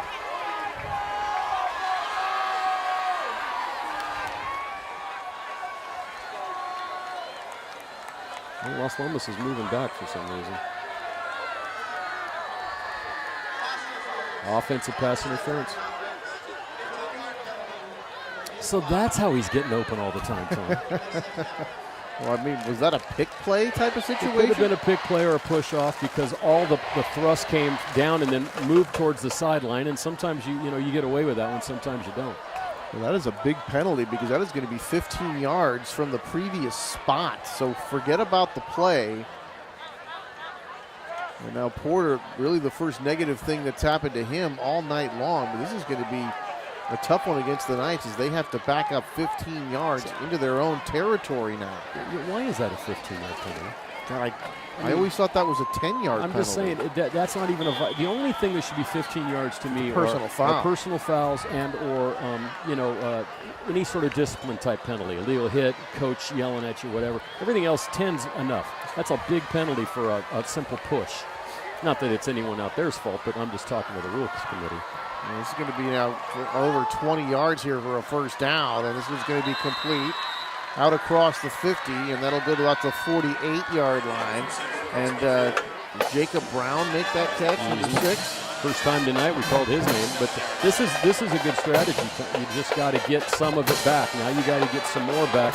I guarantee if they get inside the 40, they'll go for it here with 2:15 to go in the first half. Now they still need about 14 yards here for a first down. So we're on third down. If they can pick up a few yards here, they probably would, like you said, Dan, go for it on fourth down. Here's Graham back over the middle, and some contact made as the ball was coming in. And on that defensive play, Michael called Fleisch there, and going against Ephraim Porter, and there was contact before the ball got there, but the officials think that that didn't change the outcome of the play, so no penalty there. That will bring up fourth down and long here. Now here are the Knights on the Broncos side of the field here, Dan, and they look like they're going to keep the offense out there. And you do know that whenever a defensive back goes like this and raises his arms up like he didn't do anything, he probably did something. The Los Lomas sideline was not particularly thrilled with that call. That's the guilty look. Yes. All right, fourth down here. They've got to get inside the 35, down to about the 33 for a first down. So a big call right here. So getting down to it. Actually, now they are going to punt the football. And now whistles blow before the punt goes off. I did not see the punter dropping back there. Jack Thorpe. Something happened over here. Or Blake Thorpe, excuse me. Okay. It was a delay of game. Okay. So they took a while to think about it, and before they were able to get the snap off, the Knights take too much time, and they'll have to back up 5 more. So still over 2 minutes to go here in this first half. And the Broncos with a couple of timeouts, so they're going to have some time to operate here on offense before the end of this first half. So that's a Thorpe penalty turns out to be a big one on that 15-yarder. And then Broncos going to get the football back here. Here's Thorpe to kick it away, and a good kick by Blake. Going to be taken, bobbled, picked up at the 20, racing here to the near side, and nice job by the Knights special teams to string that one out and make the tackles. There's about a 5-yard gain there. From the 25-yard line now, the Broncos will take over first and 10. Let's name those guys. Schulte and Patterson were there. Give them some credit. A lot of times you kind of, for some reason, I don't know, we all do it, and even if you watch a pro game, they kind of ignore the special teams unless it's some spectacular play. But that's a tough thing to do because a lot of times that's all you do. Your special teams guys, those guys that go down and run like jackrabbits and hit people and take blocks, and that's their job. They're special teams players. They might get into a game in a certain specific situation, but they're not the guys that get all the kudos like the other stars do. All right. Here comes Northgate on first down and 10, operating from their own 25-yard line. Fulp got it, rolls left, fires, has a man, breaks one tackle, and then able to pick up a few yards on that play. That's Christian Wonder again, number 32. I've been wondering what happened to Christian. Yeah, I called his name a couple of times early, and then not for a while here in this second quarter. I think on the first drive he caught 2 or 3 passes, and then we haven't seen him. But someone's got to figure out Saluni's been doing everything for them at some point. Boy, a little dump-off pass, and this is going to be close to a first down. And on that little screen pass, that was Marcus Dickerson. That almost looked like an old-fashioned jump pass by Fulp, flipping into his running back out of the backfield. I'm not even sure he had his hands on the threads. It just looked like he kind of shot put it over the end. But didn't look pretty, but it was effective. Third down and a yard. Now, handoff.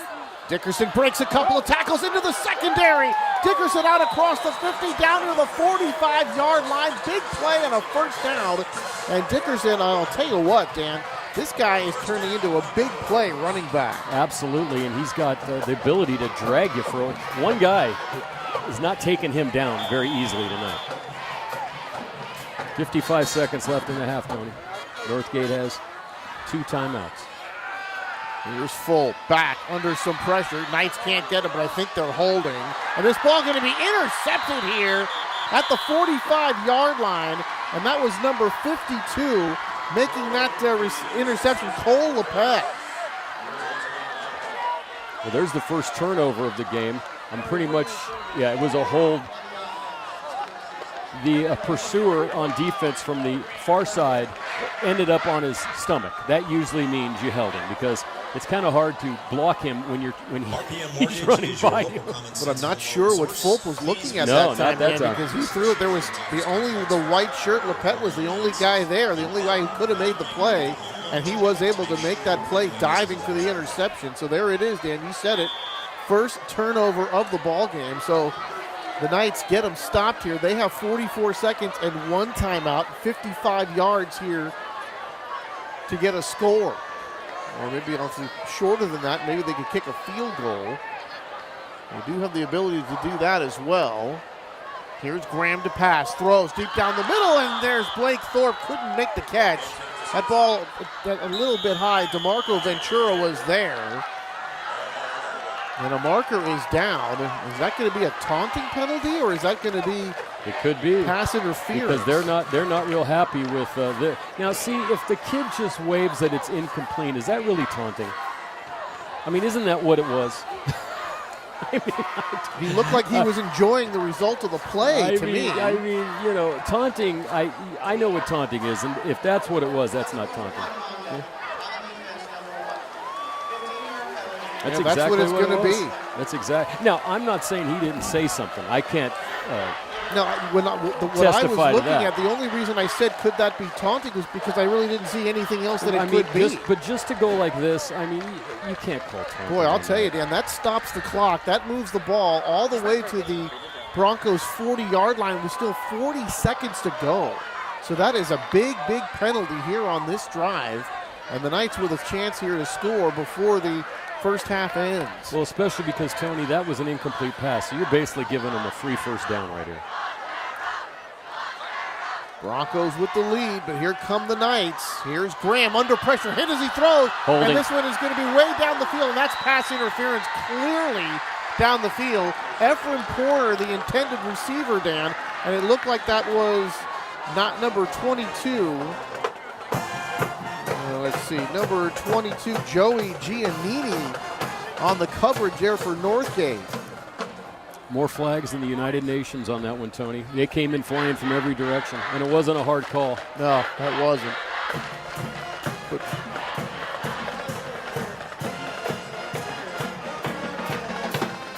Boy, 30 free yards on penalties on this drive. And he talked about Graham.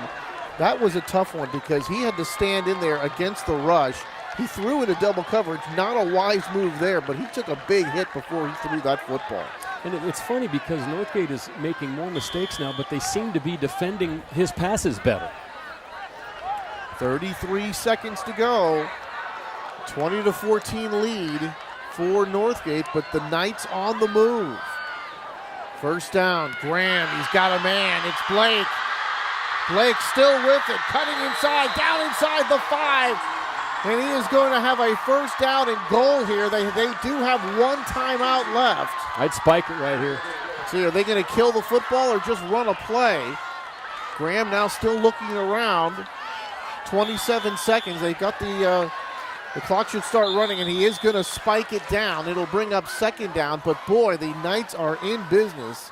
And Blake Thorpe has had himself a great first half. But did you see that team on that? Not only was that a great play, there's the riverboat gambler, but did you see Las Lomas after that play? Right to the ball, ready to go, spike the ball. They look like a professional team on that play right there. Both of these teams are well coached, but that was a really nice thing to see. This kid looks like the real thing here, this Graham kid. We're going to, Long way to go, but I'll tell you what, right now, off this game, I'm impressed with what I'm seeing. Leadership-wise, throwing-wise. Well, here Thorpe wanted to spread all the way out here, but now we're going to have a timeout on the field. And the Broncos want to talk things over. So each team heads to their respective sideline, and boy, we have got a thrilling ending to what has been a thrilling first half of football. This has been fantastic, Tony. There hasn't been any, usually me and you get, someone says, would you two idiots talk about the game? Well, when it's 53-3, there's not a lot to talk about. We haven't had to worry about that tonight. There has been plenty to talk about. And some guys were senior. Now, we got to remember, though, Tony, next year when we do this game, because both Thorpe and Graham are juniors. So we have got to remind ourselves next. Remember the game those two guys had last year? Now Thorpe's a junior as well. So we're going to see this same matchup next year at Walnut Creek over at Los Lomas High School for the quarterbacks. But by then they might have a few more eyeballs on them. No, Fulp has been a starter here for so long. You'd think he was like a 5 years. He's been here for 5 years. He looks different this year. A little bit more maturity behind what he's doing. Now that last play, you start getting late in the half. I don't know what it is about the time, but you start thinking, I got to do something. Whereas early in this game, both these guys were almost flawless. On second down, Graham throws over the middle, and he let his receiver a little bit too much, and here comes the flag. And that's why he let him too much. Jacob Brown, the intended receiver, and one of the Knights, and one of the Broncos was pulling on Brown as he was running that slant in toward the middle of the end zone. So this will go to the goal line.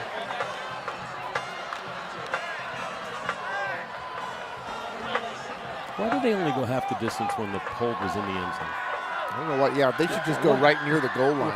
Why do we have to have a different rule from what everyone? I swear we pick up about sports 2.5 yards, but they do get the down over again. So it will be second down. 21 seconds still to go in the half. So plenty of time here for the Knights, and remember they still have one timeout remaining. Newell flanked to Graham's left. He's going to get it over the right side, plowing in. Lost the football, it's loose. And they're going to say it was down, but boy, that football looked like it was loose before the tackle was made. And then actually Newell ends up with the football.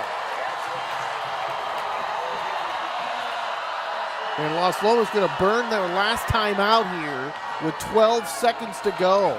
Wow. Boy, that was an interesting play there. I thought he got to the end zone, and then before he did that, I thought he lost the football. And apparently while it was on the ground, he was able to get it back. Well, that's a tough call for us up here at this angle, Tony, because we don't have a camera down on the sideline and at the end zone. So we kind of got to go with what we can see from back here. I didn't see the ball come loose. I saw Newell finally jump on it, but unless you run two plays, you use a rollout pass, and then you could use the run on the last play, knowing this is the last play, guys. You better get in or we're not going to score. I'd say down here, I might try two plays. I might put Graham, let him try to run one around the right side. You know what play I always love here, but it's one of those plays, if you get tackled, you're done as the old naked bootleg. Fake in around the left side.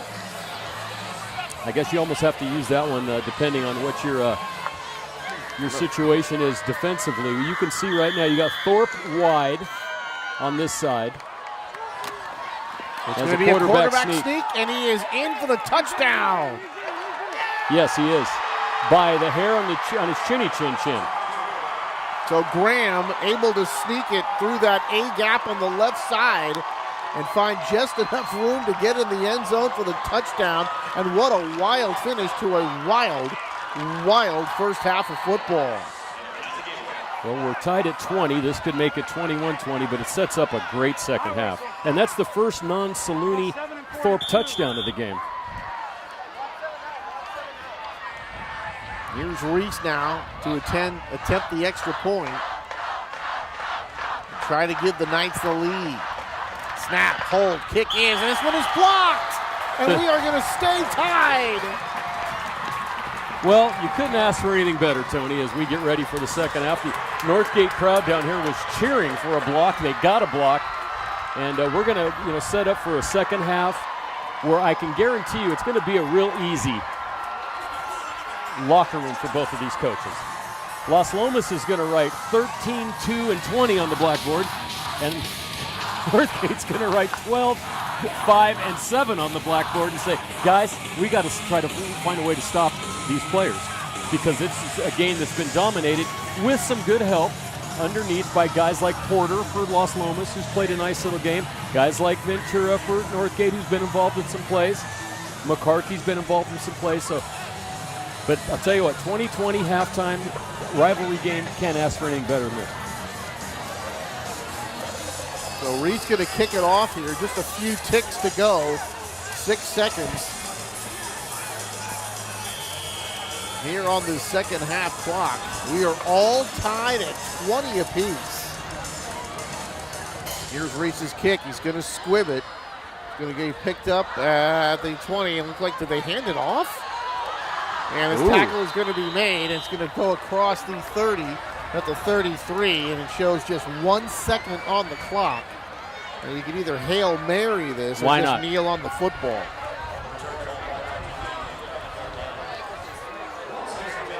So the Broncos going to get the last snap. And first down and 10 here for the Broncos. And boy, you just can't ask for a better football game. 3 touchdowns on either side. We've seen some big plays. The defense has been involved as well, getting some stops. Just 1 turnover in the game so far. That was the Cole Lepelt interception that set up that last touchdown that tied the football game. So let's recap quickly. Saluni, an 8-yard pass from Fulp, 7-0 Northgate. Then Thorpe, a 7-yard pass from Graham. Tie game at 7. Saluni, a 38-yard pass on one of the prettier plays of the first quarter. The kick was no good. 13-7 Northgate. Los Lomas went ahead 14-13. Thorpe, a 4-yard pass from Graham. Saluni, a 10-yard pass from Fulp made it 20-14, and you just saw Graham a 1-yard run. Looks like he just dove under the center and just got in on that play. The kick was blocked. It's 20-20, and I got to find some more room here, Tony. Usually we only have about 40 points. I got to find another piece of paper to write down my. As a matter of fact, I think I'll use my my Northgate alumni that we went over. Now I have some Los Lomas alumni, and one of them is going to shock you. Someone that went to Los Lomas. I'm going to give you a clue. One of the most beautiful actresses of the 1970s went to Los Lomas. Farrah Fawcett went to. No, not Farrah Fawcett. Cheryl Ladd went to. No, and not Jacqueline Smith either. And all these kids are going, who the hell are they Jacqueline talking Bissett. No, she's English, isn't she? Yes. Okay, this is the last play. Full. No time left. Humps the ball down the field, and this one's going to be incomplete. There you go. And that's the way the first half ends. A 20-20 football game here from Northgate High School. And, Dan, you just can't ask for a better first half than that. That was fantastic, Tony. I'm going to close out with that. We got plenty of time to talk in the second half of the ball game. Let's go to halftime. So that'll do it. A 20-20 halftime score between Northgate and Los Lomas. We'll be back to Walnut Creek TV for the second half in just a moment.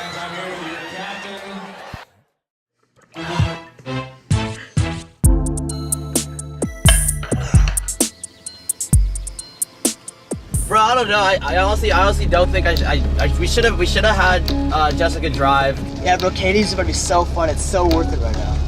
I'm living in the careful, movie right be now, careful, dude. bro. This is awesome. Oh god, everything's so 14 moving block. so Bro, fast. he's stop sign. Hello. I think we're fine. Oh, okay.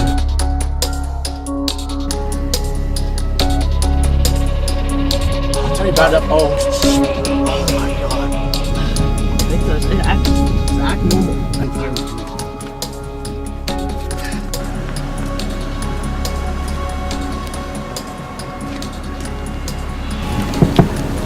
How you guys doing? Doing pretty good, officer. Good. Hey, the reason I stopped you kind of rolled that stop sign back there. Do you have your license registration? Yeah. That one. Is that your license right there? In your hand? Oh yeah. If I could grab that from you real quick. And Nick, is it? Yeah, Nick. Nick, how much have you had to drink tonight? I haven't had anything to drink. Nothing to drink at all? How about you over there? Did you drink something? I haven't drinking anything. Because I'm smelling alcohol coming from the car. Is there a reason for that? I haven't had any. Nothing at all? Go ahead and come on out. We'll do some field sobriety tests, and we'll find out where you're at. Okay? Turn right here for me. See where my light is? Right here for me. Look where my light is. All right, yeah. See? Right here. Okay. Go ahead whenever you're ready. All right.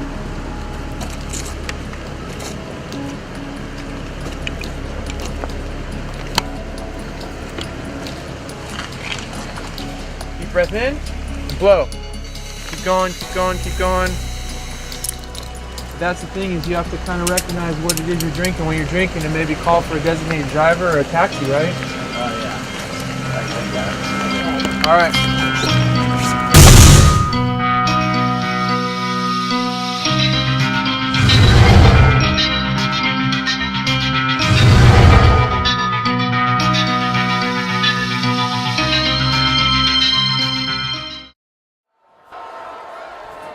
All right, players coming back onto the field. A 2020 game.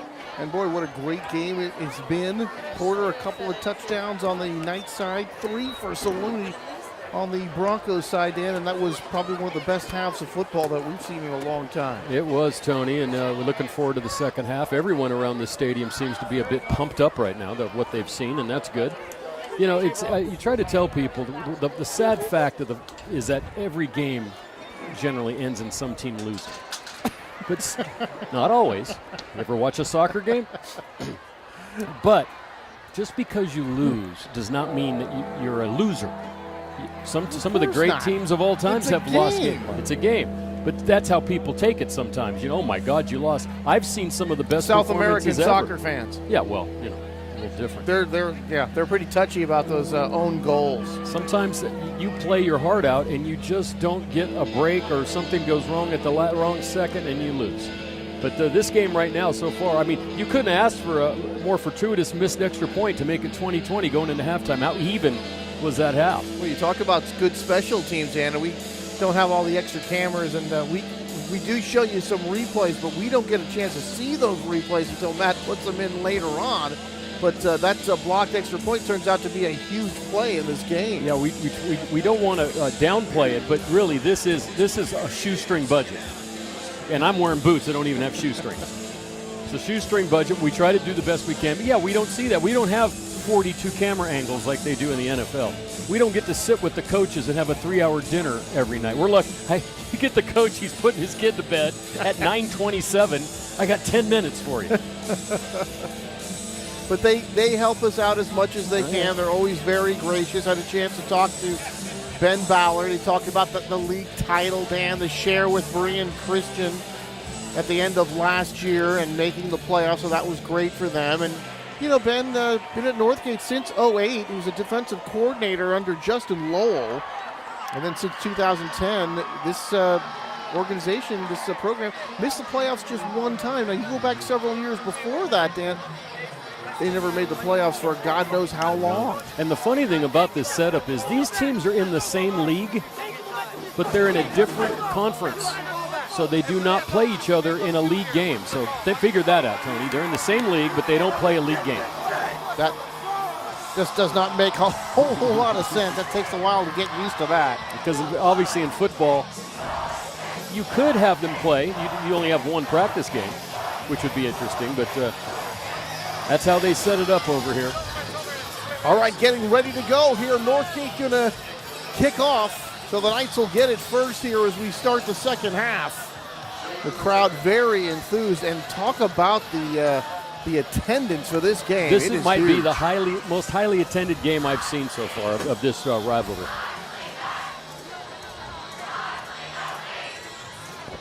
And a nice thing, too, both look at the opposite side of the field. You just saw that big burst of, I think it might be a talcum powder. LeBron James might be over there leading the cheers. But both sides have big student sections that are very excited about this game. We've seen the basketball game. That can get a bit crazy, too, in the gym next door. And this is going to be the onside kick, and that doesn't go 10 yards. We tried that a couple of times and did not work the first time, and I don't believe it worked this time. And I'm going to say that's about it for the onside kick. Right? You go surprise onside, and hey, surprise, it didn't work. Yeah. I mean, it takes a certain talent to do it. But so far, now that one was a little better than the previous one that rolled backwards. So they are going to mark this at the spot. They're going to mark this at the spot, and I don't know why. Last time it was a penalty when it didn't travel 10 yards. I don't think that one traveled 10 yards, did it? But it was touched by a Northgate player. He recovered it. See, if you touch it and then the other team gets it, it's a live ball. But here's Blake Porter skirting down the sideline on the far side, picks up good yardage, and that'll be a first down. So Porter picking up right where he left off in the first half. And that halftime talk so far. You did see 5 guys over there running. Boy, and didn't stop him from catching the ball. And it looks like the officials were talking about a face mask. It looked like one of the motioned face masks against the Broncos, I believe. Let's check this out as the ball got down to the 35-yard line.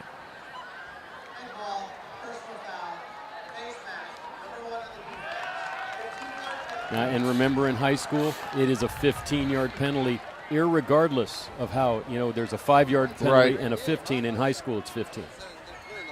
So Northgate really has aided Los Lomas in its last 2 drives. Boy, this is going to go all the way down to the 20-yard line. So the onside kick by Northgate, they touch it first. The Knights get it at the spot. They get the good pass and the run and catch from Porter, and then the penalty to tack on. So from the 20 they go right up the middle, just a couple of yards there, buried underneath an avalanche of players. Isaiah Newell, he's going to pick up about 3 yards. We'll call it second down and 7. But you talk about the onside kick not executed properly and the penalty, and the Knights right back in business here. Yeah, and going back a number of since early in the second quarter, Northgate was kind of in control of this game, and they've kind of let Los Lomas slip back into it. Just a couple of yard gain for Newell on first down. Call it second down and 8. Here's Graham, throws right side, and this one is going to be caught by Ephraim Porter. Now they're ruling it on the ground. No, he did not make the catch.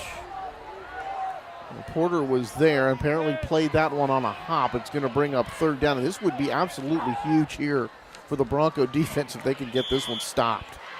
You got to think that Mr. Thorpe is in Mr. Graham's thoughts right now about if he can get open. You know what, Tony? I want to do something on this play. You watch the play. I'm going to isolate on Thorpe on the far side. See what he does to get open. Here's Newell flanking Graham in the backfield. Third down, they need to get to the 10-yard line. Graham back with some time, throws. He's got Porter who makes the curl route, and he gets into the end zone for the touchdown. A little curl move after he made the catch, and he maneuvers the last yards necessary to score, and he is in the end zone for the 3rd time today. I don't know if he ran that pattern on his own or he created it, Tony, and now they're going to get him for an illegal celebration or taunting. He went like he was going to run a post. He then went back to the sideline. He was wide open, and then he made the curl inside to score the touchdown. The kid's phenomenal right now, I'm telling you. I don't know where he's been or if this is his first year up, but I would certainly have him on my notes as someone I'd want to see as he progresses in the next 2 years as a football player, because right now he's been the best player on the field tonight. Well, the officials talking it over again, and they've had some fairly lengthy conversations here recently, and they're taking a little time here to discuss this one.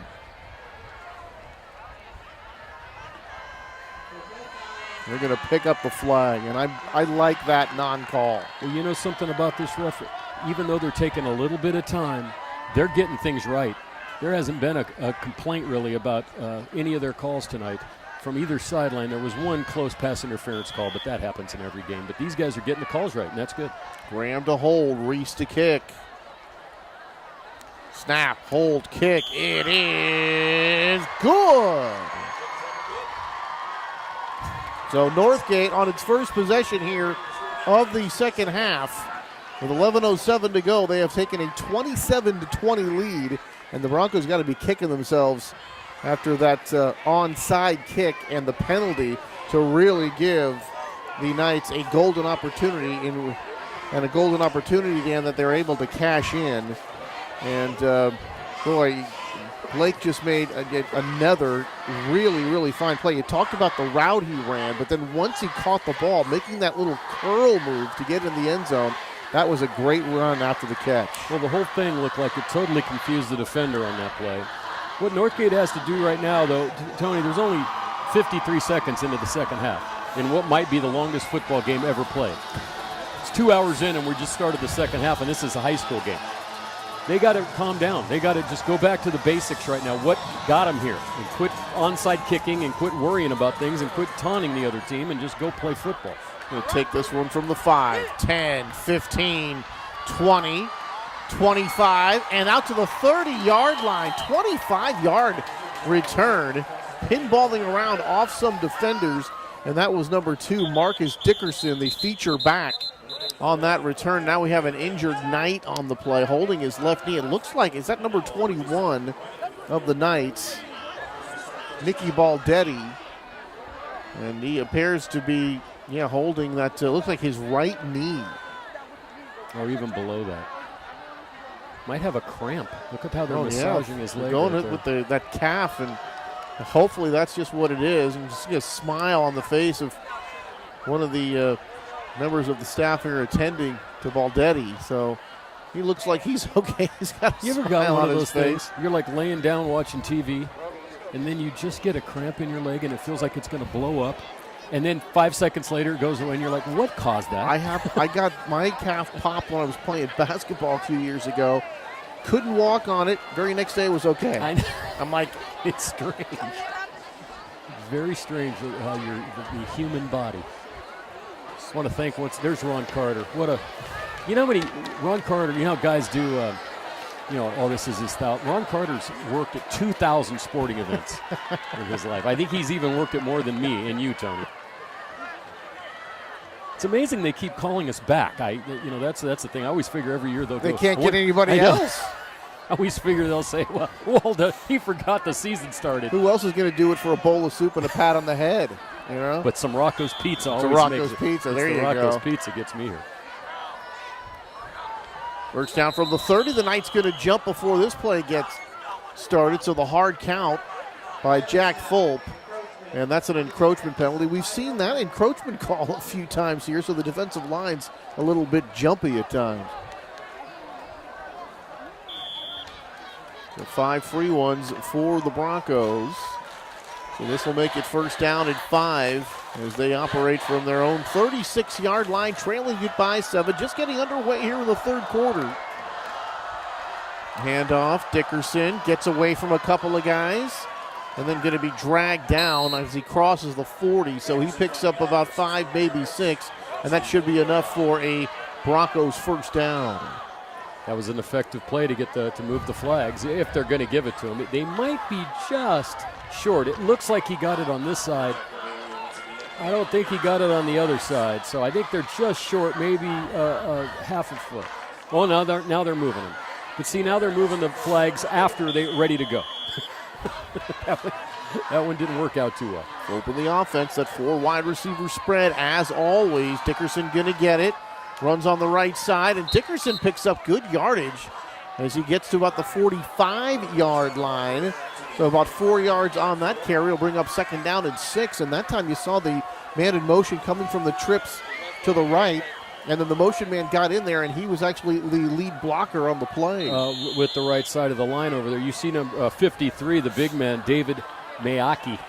He's that line has performed very well tonight. This is, and I'm just telling you from experience. I go, and most people know, I played, if you can imagine this, Tony, against the Northgate team before they were called Northgate. In 1973, I played freshman football at Park Junior High. I know there's about 6 guys out there listening to this, including my father, who goes, I've heard this story 90 times, Danny. But they just got up, went to the bathroom. They were called YV South. They weren't even Northgate yet. They weren't even at the school. They still went to Ignacio, but they played their sports so they could be ready for the following season. Dickerson, second down, explodes in the secondary, but loses the football. Still loose near midfield, and who's going to pick it up? And this one's going to be out near the 45-yard line of the Knights, and who ended up getting it? And it looked like Preston Schreck ended up jumping on the ball, so a huge break after a nice run by Dickerson, but he loses the ball. Schreck comes up with it, and it's a good gain and a first down here for the Broncos, so a break for Northgate there. Well, he tried to make a move, and he spun around, and I think that's where he lost the ball. But give a credit to Schreck for a heads-up play. You know, Tony, when there's a fumble, you never know who got it because everyone recovered it. From the 44, Dickerson, well, that was a weird-looking handoff, but he gets into the secondary again. And, boy, that offensive line is really doing a job in the middle of that defensive line. The defensive line, Nick Stark, defensive end outside linebacker, kind of undersized, Dan. Adam Joseph, who had 3 tackles for a loss last week, but right now, when those runs up the middle by Dickerson, they're getting blown out up there. And it proves you don't always have to be the biggest guy to be an effective blocker on the offensive line. And there's another massive hole. Oh, that's a touchdown. Boy, actually, he kept it. I thought he gave it to I did too. number 25. But, you know, that was great for 25. It caused a number of guys to follow 25. Stephen Bond. And, boy, it ended up being a keeper by Fulp, who makes the big play. You're right. A lot of guys ran with Bond. Well, the way he had went the the ball, other way. it looked like it, but that caused a lot of those yards because a number of the defenders went with him. Inside the 30 now. Down to about the 28-yard line. 1st and 10 for the Broncos, looking to tie it up here on this possession. Fulp tried to hand it to Bond, but he's caught in the backfield and swung down. And there's another one of your stars of the night, Jake Ward, number Ward, 55, Dan. And that time he bursts into the backfield, and he is able to get Bond and spin him to the ground. And that is one of the guys on the Knights defense that can tackle one-on-one. He's a big boy, very strong. He's been in on a number of plays tonight. Watch that line right now, Tony. This is a good shot. And they're offside again. That was actually Ward. See, I think Ward's one of those guys that just can't wait to hit someone. Well, we've called his name a number of times, but he's going to get called for encroachment. And this is going to give them back the 4 they lost on that play and a little bit more, so it's going to be 2nd and 8.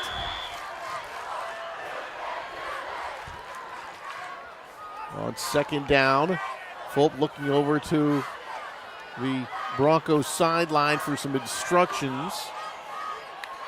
On 2nd down, going to hand it off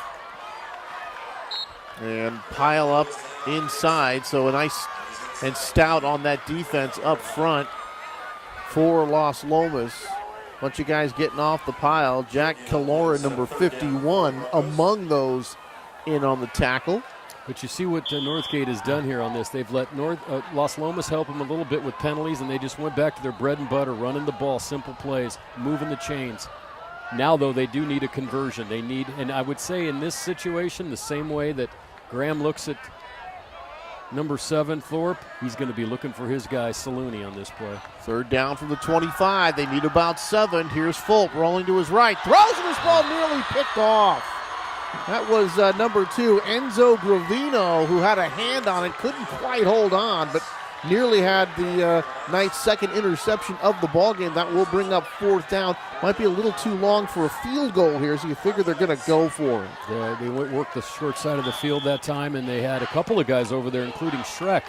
But Saluni wasn't covered on that play. As a matter of fact, I'm trying to look to see if he's in there. They say that German Acosta can hit from 47, which happens to be the school record, Dan. But Saluni's way over on the outside, spread out, 3 wide receivers left side. They're going to go for it here. No field goal attempt for the Broncos. They need it. And Fulp stepping up, throws. He's got a man wide open. Caught and down to the 10-yard line, maybe inside the 10. It's going to be 1st and goal.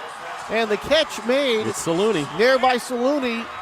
And he was wide open, and that was good improvisation by Jack Fulp, rolling to his left a little, buying a little time, and then finding Saluni for the first down. This is where the 3 years starter comes in. He, when we saw him as a freshman, he was raw. He was a talent that needed to be developed. It's been developed. This kid he's got very much a very calm presence in the pocket. You didn't see him panic there. You didn't see him run across the line of scrimmage or throw the ball away. He waited for his receiver to get open, made a nice play. 1st down and goal just inside the 10 for the Broncos. Handed off here, Dickerson, and he is just going to push the pile forward, and a nice push by the offensive line of the Broncos. as they're able to push forward for some good line, for some good yardage there. 2nd down and goal. I think he picked up 5 yards on that play. Dickerson going to get it again, right up the middle. And Dickerson is in for the touchdown. So Marcus Dickerson, back-to-back plays, able to get into the end zone. And now the Broncos just a point after away from retying this football game.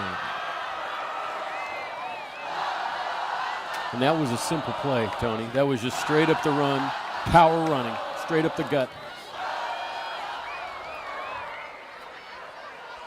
Well, here comes that very important point after for German Acosta.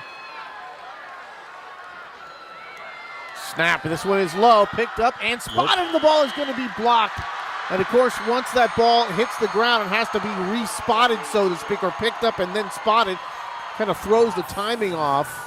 And the Knights able to get the block point after, and that is now the difference in the game, 27-26 with the Knights out in front. And you really don't know if that matters at this point because they have had some trouble with their kicking game. So if this game remains this close and it comes down to a 2-point conversion, they might feel more comfortable with that 2-point conversion. So Tony, I gave you a little hint, but here's some of the famous alumni that have went to Los Lomas High School over the years. Actually, I only found one. That's why it's so important. Catherine Ross, Butch Cassidy and the Sundance Kid, the Stepford Wives, and The Graduate. She was in the daughter. Yes. The daughter of The Graduate. Yes. Okay. She was in all those movies. She graduated from Acalanes. Do you know what year Acalanes was established, Tom? I know the Dutchman went there, so that was Norm Van Broecklyn. How many years ago? That was a million years ago. 1951. Wow. And, of course, they're a member of the Acalanes School District, not of the Mount Diablo School District. We didn't know what school district Northgate was going to be in until about a week ago. Did they finally get that all so straightened far, out? it's on hold, and they're still a member of the Mount Diablo Unified. From the 10, flags fly as we get out across the 20 to the 25-yard line, and we'll check the flag here. That looked like an illegal block. It came from a mile. I love how those flags just come flying. It helps us because you see the flag flying as opposed to if it was dropped back on the goal line. Now, I did talk to our friend and colleague, Dave Jackson. Blocking the back. We're going to move him back. But Northgate, I guess for years, Dan, has wanted to move out of the Mount Diablo School District. And create their own. And get into the Acalanes District. Northgate wanted to establish themselves as the Walnut Creek School District, adding 1 middle school and 4 elementary schools. And they've had 3 meetings about this particular topic. They've been turned down twice, but apparently they're still at it. Well, there's an appeal process now in the works, but for right now, they're still where they were in the Mount Diablo Unified School District.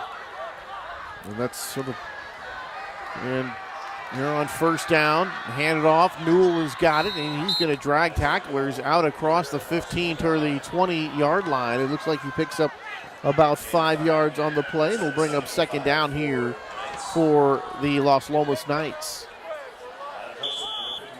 27-26, Tony. If it hadn't been for those two the missed kicks, Northgate would be ahead in this game, but they have had, each team has had a little hiccup on that side. Amazingly, Los Lomas, they had Tom Snyder, who went to Cal, and Andrew Shapiro went to Fresno State, were kickers at those schools. Tom Snyder, the old talk show host. Not him. No? And 25. Yes, Tom Snyder, who yeah, was popular in the early 70s, went to Los Lomas and played for Doug Longero. Well, I thought you were talking about old alumni. Like, just talking about alumni. He went there about 7 or 8 years ago or something like that. I don't know. He played for Doug. Well, this will bring up 3rd down here for Los Lomas.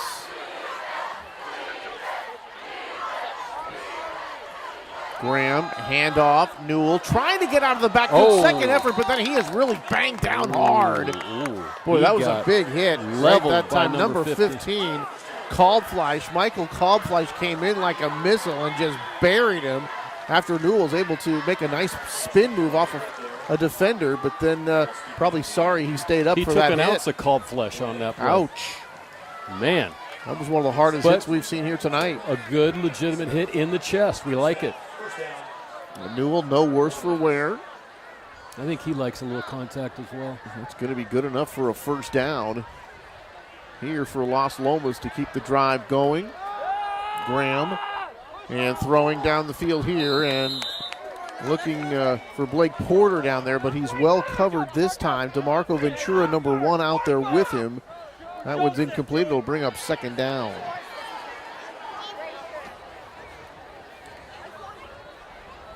Yeah, I did a little, it's amazing what you can get off the internet nowadays.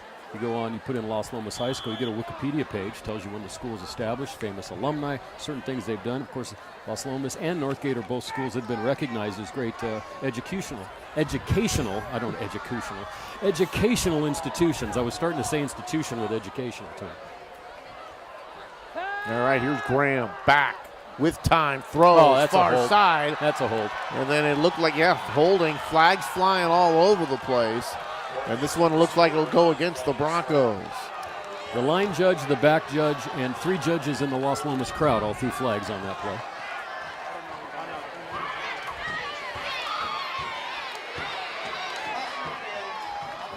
Next week, Los Lomas will be at Alhambra, and Northgate will be at Jesse Bethel up in Vallejo.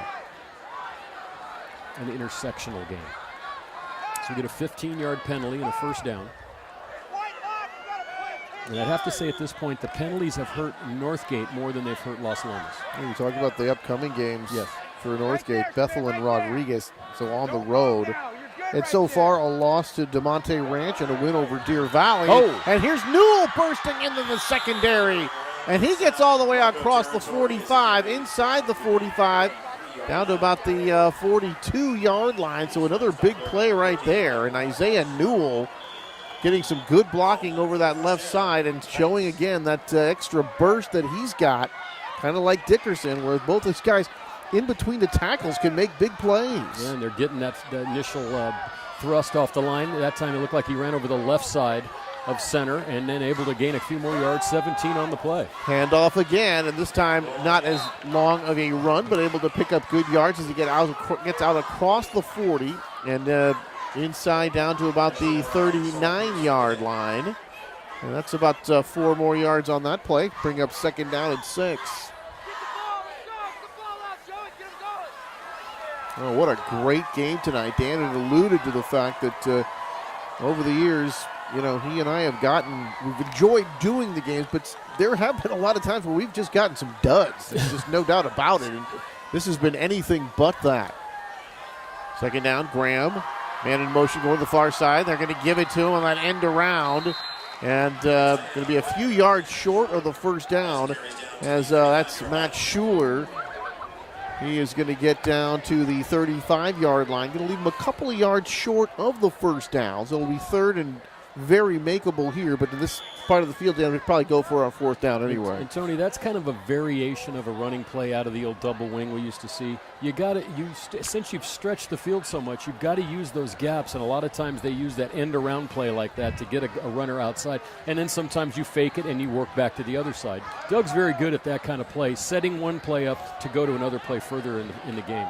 Handoff, Newell, and he's going right up the middle, and he just keeps the legs churning, Dan, after the initial contact, and able to go forward, and he is going to have more than enough for a first down as he's just short of the 30. They're going to mark this one at about the 31-yard line, 1st and 10 for the Knights. And I just looked at something that's going to make coaches around the area sick. He's a sophomore. Wow.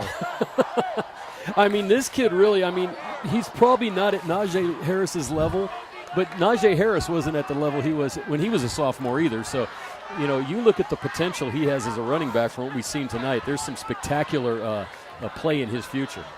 Boy, the Broncos look like they were a little out of sorts there. They do get set. Here's one, and that one is going to be caught by Porter. But he makes a nice play there.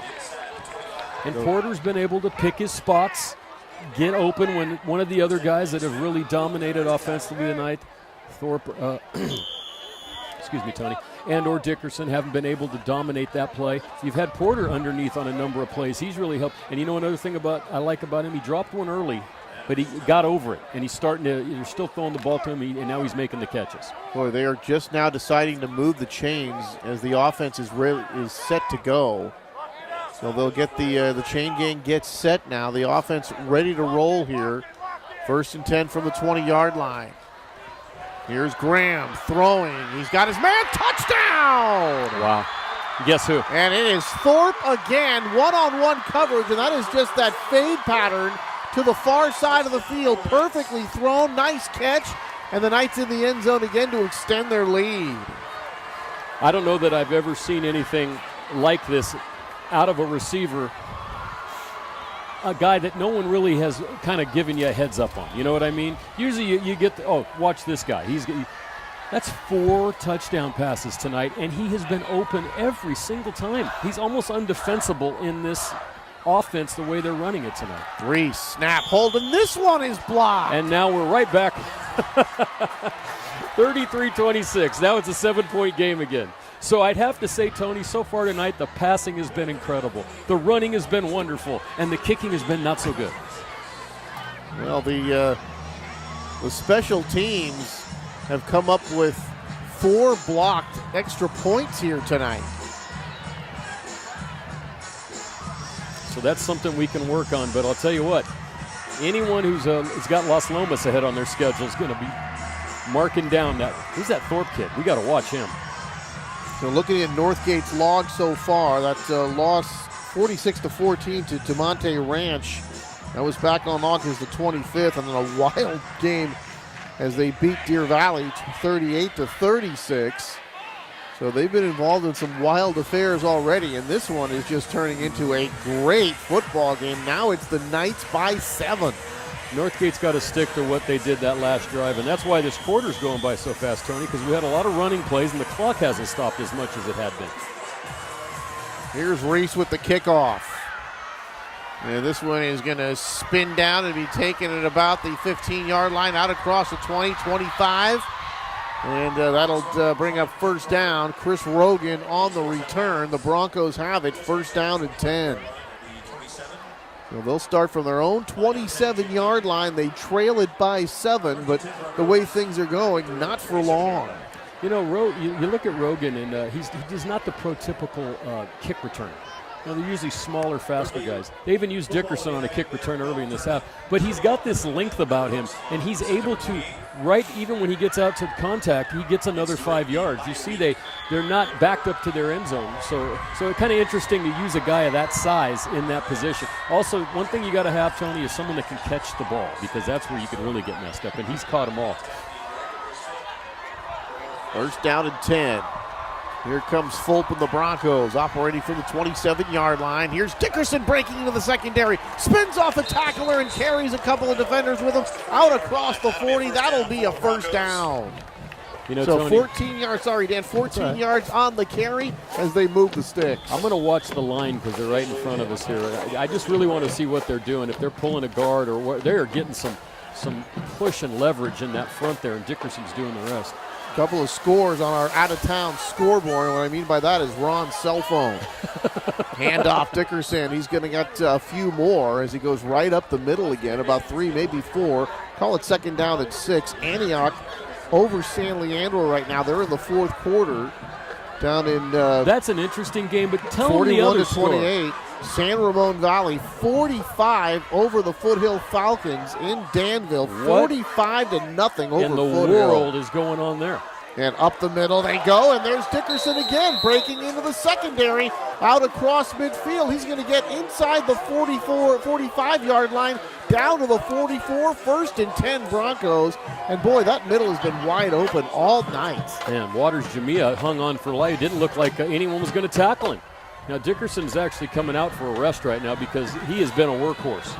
I'm going to be curious to see his stats. Stephen Bond, number 25, we've seen him in there a couple of times. He's back in there now for the Broncos. As Fulp getting the word from the sideline and the Northgate Brain Trust. Some shifting going on here. Three wide receiver spread. They're going to throw out to the far sideline, caught on the slant pattern, and that is going to be good up to the 35-yard line. DeMarco Ventura able to make the catch, and they're going to move the chains again. And that's the end of the third quarter. That one went by a lot quicker, Tony. Boy, what a fantastic football game, and another great third quarter. As we get ready to start the fourth quarter, it's a lead here for the Los Lomas Knights as they lead at 33-26 over the home team, but it's the home team Broncos that are driving. And well, let's remind you of Rocco's Restaurant and Pizzeria, and we want to thank them for the crew meal, pizza and salad tonight. Delicious. Thank you very much, Rocco's Restaurant and Pizzeria. I'll be having dinner there on Tuesday night, Tony, on my way to see the great rock group Kansas. Wow. In San Francisco. And I know there's a lot of people out there going, they're still together? Yeah, you're going to see Kansas. My wife and I went to see Pat Benatar and Toto. The dog? No. Oh, I'm talking about Tom Snyder, now you're talking about Toto. There was I saw this band earlier this summer called Dorothy. Really good rock band with a girl singer named Dorothy. I said, wouldn't it be a great tour? Dorothy, Toto, and Ozzy Osbourne, the Wizard of Oz. Wow.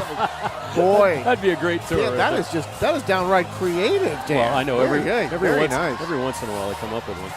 Well, Tony, one thing we haven't mentioned tonight is that the offensive have been great, but I'm sure the defensive coordinators aren't going to sleep much. Not very happy. They got some stops today. Knights got a turnover, but it's been the offenses here tonight. And this one, hit as he throwed, Fulp took some pressure, and I think he had contact was made by Matt Schuler, number 3, who was blitzing on the play. Hit Fulp as he threw the ball, and that was why it was well short. But look at that mismatch you had out there. Ruben, who's 5'8", against Saluni, who goes about 6'2". That is one thing you might want to exploit, that size differential, as we like to say in sports. You can't teach height, you can't teach speed. Well, here they go. They've got the one-on-one matchup here with Saluni. Split out to the near side here, and they're going to actually fake this to Bond and run inside. And it was Fulp with the carry that time, but not very far, just a couple of yards. It'll bring up third down. Right at the marker, so this is definitely a 2-down territory with 7-point lead. So that will bring up fourth down, but he is just inches short of the first down. So big play here. Can the Knights get a stop? They've been hurt with the Broncos running up the middle. And they're going to do it this time and get another big gain. And here's Dickerson. He's going to score. Touchdown, Broncos. 34 yards away. They needed inches. They got 34 for the touchdown. That was Dickerson's second of the night. That was probably the most impressive run of the night, straight up the middle. I mean, at some point, you've got to figure out a way to stop that, don't you, Tony? But I'm sure they're asking that about the other side with Thorpe and Graham as well. But it's been a lot of the same guys running the same plays, and you just do it until you stop us, and no one's been able to. Now, do you kick this or do you go for 2? It looks like they're going for 2. They are going for 2. They've had a couple of blocks tonight. That has been part of this ball game here. So trying to take the lead, 33-31, or 33-32 was the score. The Broncos trailing it by 1, but they'll eschew the point after and go for 2. Fake handoff. Here's Fulp rolling right, and he jumps into the end zone, and the 2-point conversion is good, and the Broncos have taken a 1-point lead here with 11:11 to go in the fourth quarter. And boy, damn, that offensive line by Northgate, they've been dominant tonight. I'm talking about German Acosta, the center, Marandola and Maki, the guards, and then Philip Doan and Nate Moore, the tackles. And boy, you talk about in between the tackles, they have been fantastic. Those A-gaps have been wide open tonight. And I'm glad that you're talking about them, Tony, because as we know, and a runner will tell you, why do running backs take their line out for dinner at the end of the season? Because it's all the on gold watches and all that. The hard work that those guys put in, and tonight they've been spectacular. But we're looking again here, we're looking at 2 running backs that definitely, I think, have some sort of future playing football. I mean, maybe a little bit more growth, a little bit more strength in each of them, but you got to look at these guys and say, now Dickerson obviously is a senior. He's got to do it next year. Newell on the other side's a sophomore. But these guys are, this game is elevated talent-wise from the last few years we've done this, no matter how good those teams were and how hard they work. These two teams have a lot of talent on them, and they're very well coached. This is a great game at 34-33, and there's another inventive kick. And this pooch kick, and it is going to go out of bounds. So the flag flies there. And that gives them great field position. And we've seen this a couple of times from Northgate. The kickoff situation has not worked out well for them today. They tried a couple of onside kicks, Dan, and the second one ended up in great field position for the Knights in a drive that the Knights ended up scoring a touchdown. And you know what's funny about high school football, Tony, is it's not like you can, well, most teams can, but some can't. But you just can't go out and acquire a kicker. You know, you can't like go. Would you go in the library and start asking around? You guys ever kicked before? Maybe the soccer team. You know, it's hard when you don't have a guy that's really skilled at it to kick off or to kick field goals. And the field goals, there's so many of those other parts. Can you snap it? Can you block it? Can you hold it right? So many things have to go well to make a good place kick. And here's right up the middle. Here's Newell. He's got big yardage inside the 40 of the Broncos, and the Knights right back the other way. You know, you got to start asking, are the lines that good on offense, or are they that bad on defense? Because I'm sure it's probably a combination of both. But really, there has been, how many yards of rushing have been in this game? Over 300? And Dan, we're not seeing anything exotic. No. You know, it's just, you get the ball, and you go straight ahead. Run over people. Here's Graham, throws, he's got Thorpe, spins away from a defender, but then a host of black shirts to take him down as he's just short of the 40-yard line. So he's actually going to lose about a half a yard on that reception. As he jumped back behind the line of scrimmage there, Dan, took that pass, and they're looking to set up maybe a wide receiver screen possibly on that side, but the Broncos were having none of it. This is where I might start to look at a pass, a fake to him, and then underneath the Porter on a slant, because you can see Porter going out there. Single coverage out there on the far side with no safety help. This is where that could work. Here's Graham. He's rolling away from Porter this time. Throws to the other side. He throws away from Thorpe and goes to Porter on the other side for the catch. You know, if they paid me anything, I might come out and be offensive coordinator. What do you think? That's my third of the night. But, you know, in the past, Tony, I've been 0 for 27, so I'm just catching up. But that's it. I mean, they have the weapons, and you can't put all your eggs on one side and leave the other side alone. And then you give it to Newell, and Newell's going to get 4 or 5 every time he carries the ball. But at least that time, Newell cutting to the right. They looked like they were going to use that stretch play to the right side, but then he saw the hole and cut back the other way. That wasn't just a full speed ahead right up the middle for the big gain. Newell actually had to make a cut that time. And, you know, with those kind of plays, Dan, you have to ask your running back to be patient, find the hole, and then exploit it once it's there. And he did for a pretty good gain there. Yeah, they've got the ability to stop and wait for a hole if it's not there, but burst right through one if it presents itself. First down to 10, throwing, and this is Thorpe, and he is going to be inside the 20 down to the 15-yard line. Amazing. The patterns he's run. Post, flag, in and out. I love that play. I always love the sideline up. He actually ran it inside, then back out. You watch all these patterns. Look at the pass. Those are not easy passes to throw for 16-year-old kids. This kid's got that ability to throw that on the run. That's where you see a lot of interceptions in high school, throwing that pass behind guys over their head. Another first down. Here goes Newell right up the middle again. He's got a few yards here. It'll bring up second down. Clock continues to wind as we get to the 8.5 minute to go mark. And you talked about how long the first half, as exciting as it was, it did take a long time. The second half, well, just as fast as the first half was slow. Well, Tony, the first half and halftime took 2 hours. The second half started at 9 o'clock, and it's 9:34 right now. So it has been a little quicker. Not a lot of plays, a lot of the passes have been caught, and a lot of the runs have been stopped on the field. Not a lot of time has been taken off the clock. Been taken off. Second down and 6. Graham, he wants to swing it out for Newell. The ball is not caught. Then he is tackled. Newell wants a penalty, but it was, I believe, Saluni who made that tackle on Newell, but he didn't know the ball hadn't been caught. He was just looking to make the tackle, so no flag on the play. That pass was very close to being a lateral as well. It was very, very close. Not too far ahead for on that pass. That was a little bit out of their normal operating scheme right there, Tony. They didn't. They like to go down. They like those slants. I think we might see something like that here. But Saluni was able to sniff out that pattern, and he stayed right with Newell that time. Graham rolling right, fires for the sideline, right near the end zone, but this one is going to be caught, and now they're going to say out of bounds or juggled. They're going to say juggled by Blake Thorpe as he caught the ball. It looked like his feet were inside the end zone, Dan, but he had to reach out back into the field of play to make the catch, and then as he went out of bounds, he did not have control of the football. He got away with a pass interference call there, too. He bumped the defender down that was already pretty much standing in the end zone to get open. Didn't matter. They're going to go for 3 in the lead right now, Tony, with 7:58 to go.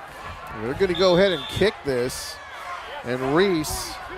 And they have to get another player on the field, which is not good in special teams to have an interior lineman not out on the field for a field goal attempt. 30-yarder.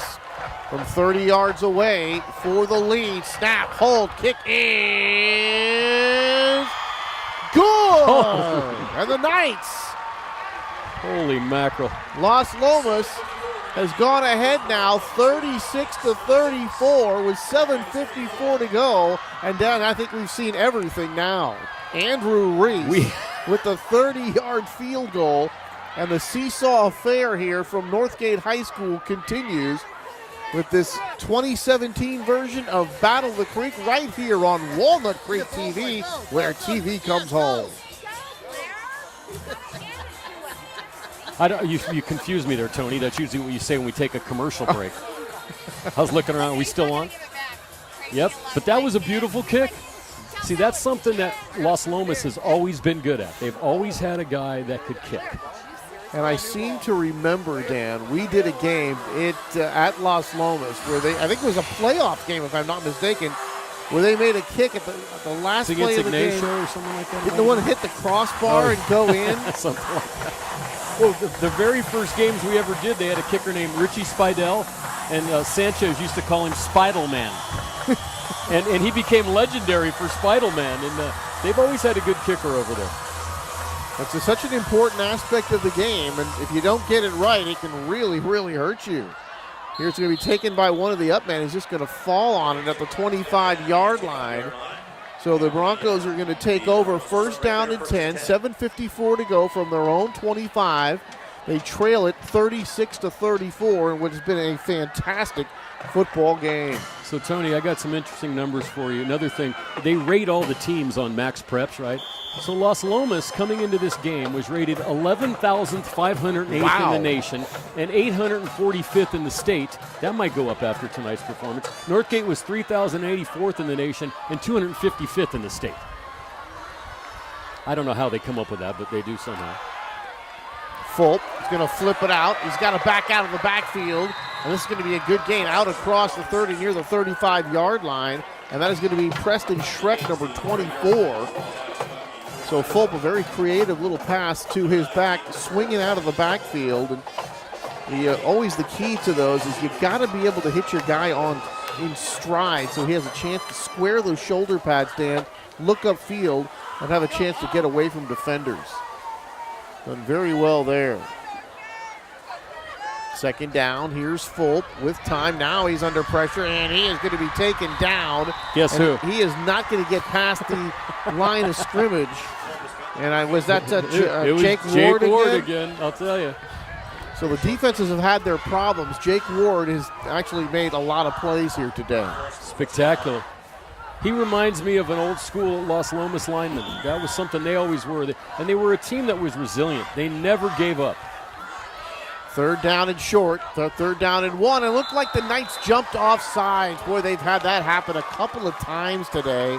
They have been a bit undisciplined on those hard counts. Well, you know what's amazing, Tony? And I can't really remember, maybe once or twice, but most of the penalties tonight have been that penalty and or they've been on blocks or pass interference. We've had very few line of scrimmage type penalties, holding on offensive line, stuff like that. That's how good both those lines have played tonight.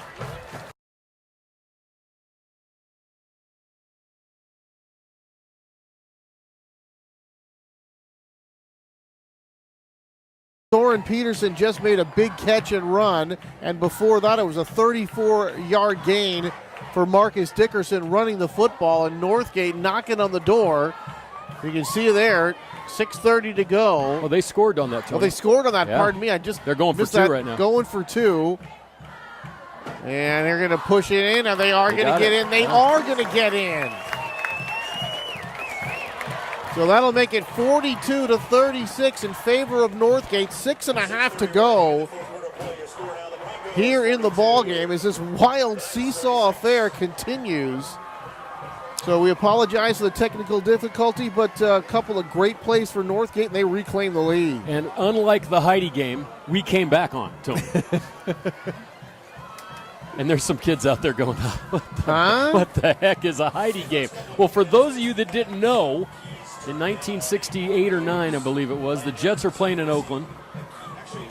The Jets had just taken the lead with 1:40 to go when NBC decided to start showing Heidi, the classic child story, and not show the end of the football game, which the Raiders miraculously came back and won with 2 touchdowns in the last 1:40 seconds. And the next morning, it wasn't like today where you would have had highlights on the internet in 13 seconds. No one knew until the next morning or the late news. Football, of course, not nearly as popular then as it is now, and I obviously would not cut off a football game to show Heidi, but so the Jets were I don't know if it's Heidi exacerbated Klum, by that comeback. Ended up winning the Super Bowl that year, though, Yes, they however. did. Here's a kick, and this one is going to bounce, and this one is going to go into the end zone. So finally, Northgate, some success with the kicking game here, and it will not be great field position for the Los Lomas Knights here on this next drive, but Dan, I don't know if that matters the way they've been able to move the football tonight. 6:30 left, which is enough probably for 3 more drives. And Tony, just going back, you just gave me the year 68 because the Jets won the Super Bowl in 1969 against the Colts in the famous Joe Namath, I told you so game. See, not only do you get great coverage, knowledgeable talk, but you get history lessons when you join us, folks. All right, here are the Knights. Find themselves trailing, but plenty of time to go. Here's a blitz right up the middle by the Broncos. And here is a completion out to the 25-yard line and out across the 30. About the 33. Saluni able to make the tackle. Matt Schuler makes the catch, and he picks up a first down here for Los Lomas.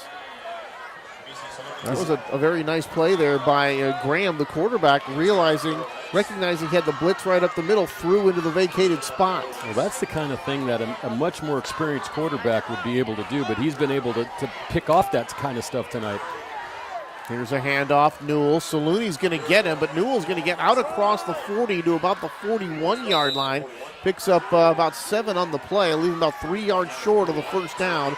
So second down and 3 here for Los Lomas, and it kind of seems like the way this one is playing out, Dan, whoever has the ball last wins. It could be that way. We also have a 6-point deficit, which means if Los Lomas was to score, they would have to kick an extra point, which has not been the easiest thing to do tonight. You know, Tony, we could have an overtime possibility tonight.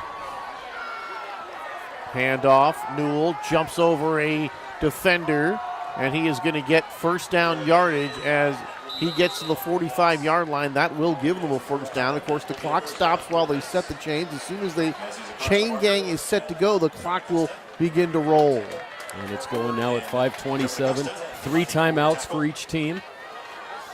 We're coming into the ball game now. Zach Patterson, number 15. Graham coming back on. Here's a substitution for the Northgate Broncos. Running out onto the field there is number 58, Nate Moore. Doing double duty on both sides of the ball tonight. Here's Graham, and this one's going to be blown dead as it gets started. And I'm wondering, do they take too much time? That's not his call. No, it's actually going to be a timeout. The delay call comes from the deep guy. I figured that one out. The side guy is for your line judge type stuff. Well, this one, Tony, it's like in this game, there's really not a lot of strategy. What are you doing? Well, you know what? It's the old saying, you got to dance with who brought you. I knew you had a problem with that in high school, but that's besides the point. You're going with the running backs. You're going with those wide receivers that have been capable. Although, Northgate threw us a little curveball there when Soren Peterson caught a pass, and there were two guys wide open on that play right down the middle of the field. So there was misplays all over the place there.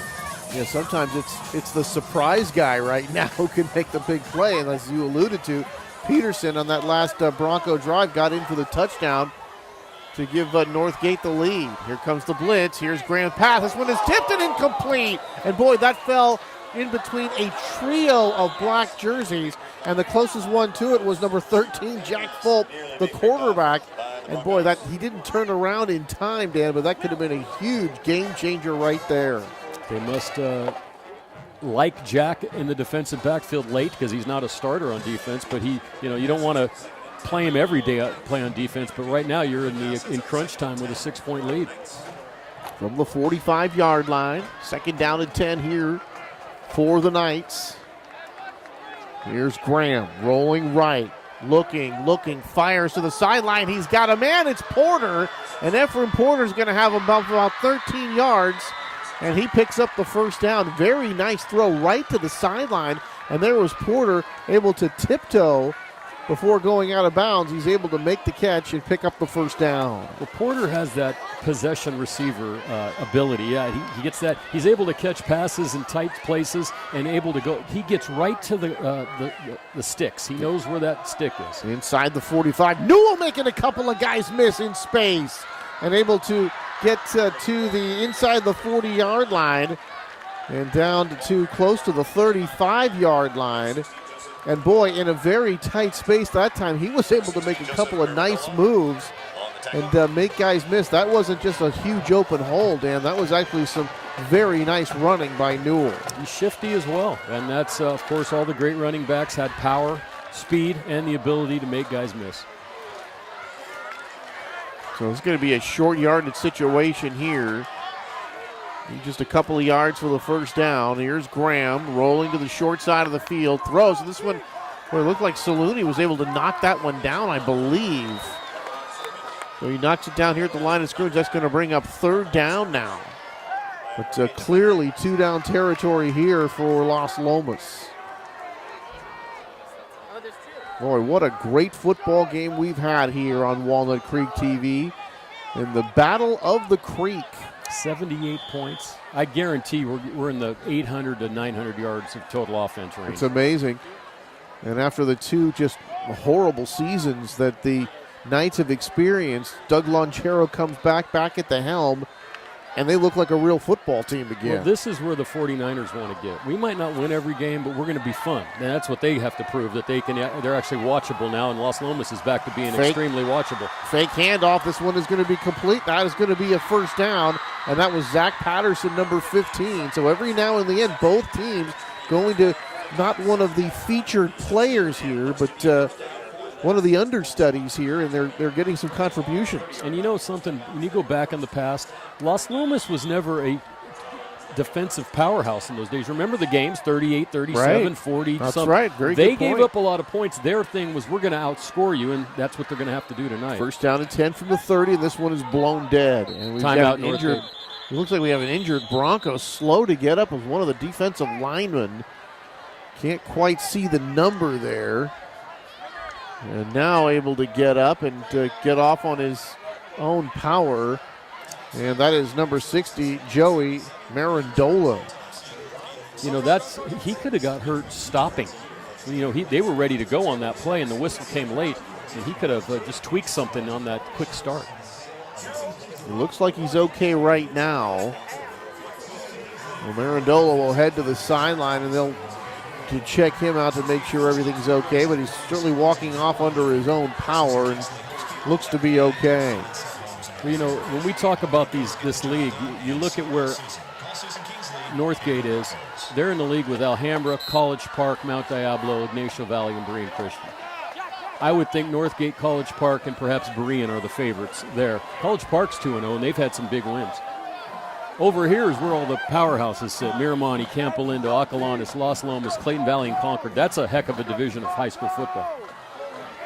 Here's Newell trying to get away, and there's Saluni able to track him down and make the tackle. Boy, Newell running away, and Saluni able to keep up with him and make the stop. That was a nice play there. Well, I'll tell you, that has got to be one of the few times tonight that they have lost yardage on a running play. But they still got a second and about 11. Tony, 3 minutes, 32 seconds left to go here in this one. Boy, and if you're Los Lomas, Dan, obviously you want to score here and take the lead, but you don't want to leave the Broncos any time. That's got to be in the back of Doug Longero's mind. Second down and 11. Here's Graham. Rush coming. He throws for the sideline. This one's going to be incomplete. And that time looking for Jacob Brown. We've called Jacob's name a few times tonight. Graham looking his way that time, but the wide receiver and quarterback not able to connect. Well, I kind of isolated that time on Thorpe, and they had 5 receivers and 5 defenders and 2 cheerleaders covering him on that play, Tony. So I don't think they're going to let him. Their goal is not to let him catch another touchdown pass. Yeah, they've seen enough of Blake Thorpe tonight to last them a lifetime. Brown going to split way out here to the near side. 2 wide receivers to each side here for Graham. Newell coming out of the backfield. He's blocking the throw, and this one is going to be for Thorpe, but he is well covered that time by DeMarco Ventura.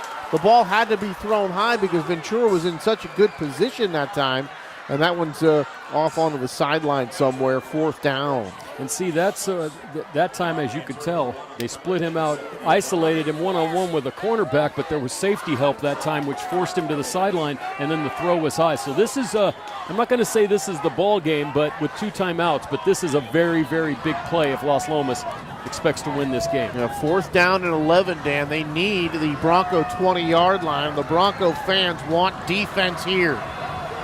Here's Graham, back. Here comes the blitz. He's under pressure, and they got him. They get him for the sack. His defensive line that has been hurt so much tonight. German Acosta, number 73, able to break through that front line, get the sack, and boy, it couldn't have come at a better time. Not for Northgate, and the defensive coordinator for the Broncos, Les Garaventa, as I mentioned earlier, he's been around a while. He was waiting to unleash that one. That was just a straight power rush up the middle, and I wouldn't be dancing, guys. 2:59 to go, and they have 2 timeouts. We need to move the ball. And, you know, Tony, the one thing we haven't had in this game yet, and it can always come into play late in a high school football game, is we had the 1 turnover, but I'm talking the big turnover, the killer. Hasn't happened so far in this game. So this is where Northgate has to be careful with the ball. I would be Dickersoning much in this. Dickerson not going to get it. Fulp's going to get it. He's going to pick up a 1st down, and Fulp is going to get out across midfield, and he is going to pick up about 11 or 12 yards and pick up the 1st down. Clock stops momentarily as they reset the chains, and now, Dan, the Los Lomas Knights are going to have to think possibly about using some of these timeouts on defense here to preserve as much time as possible.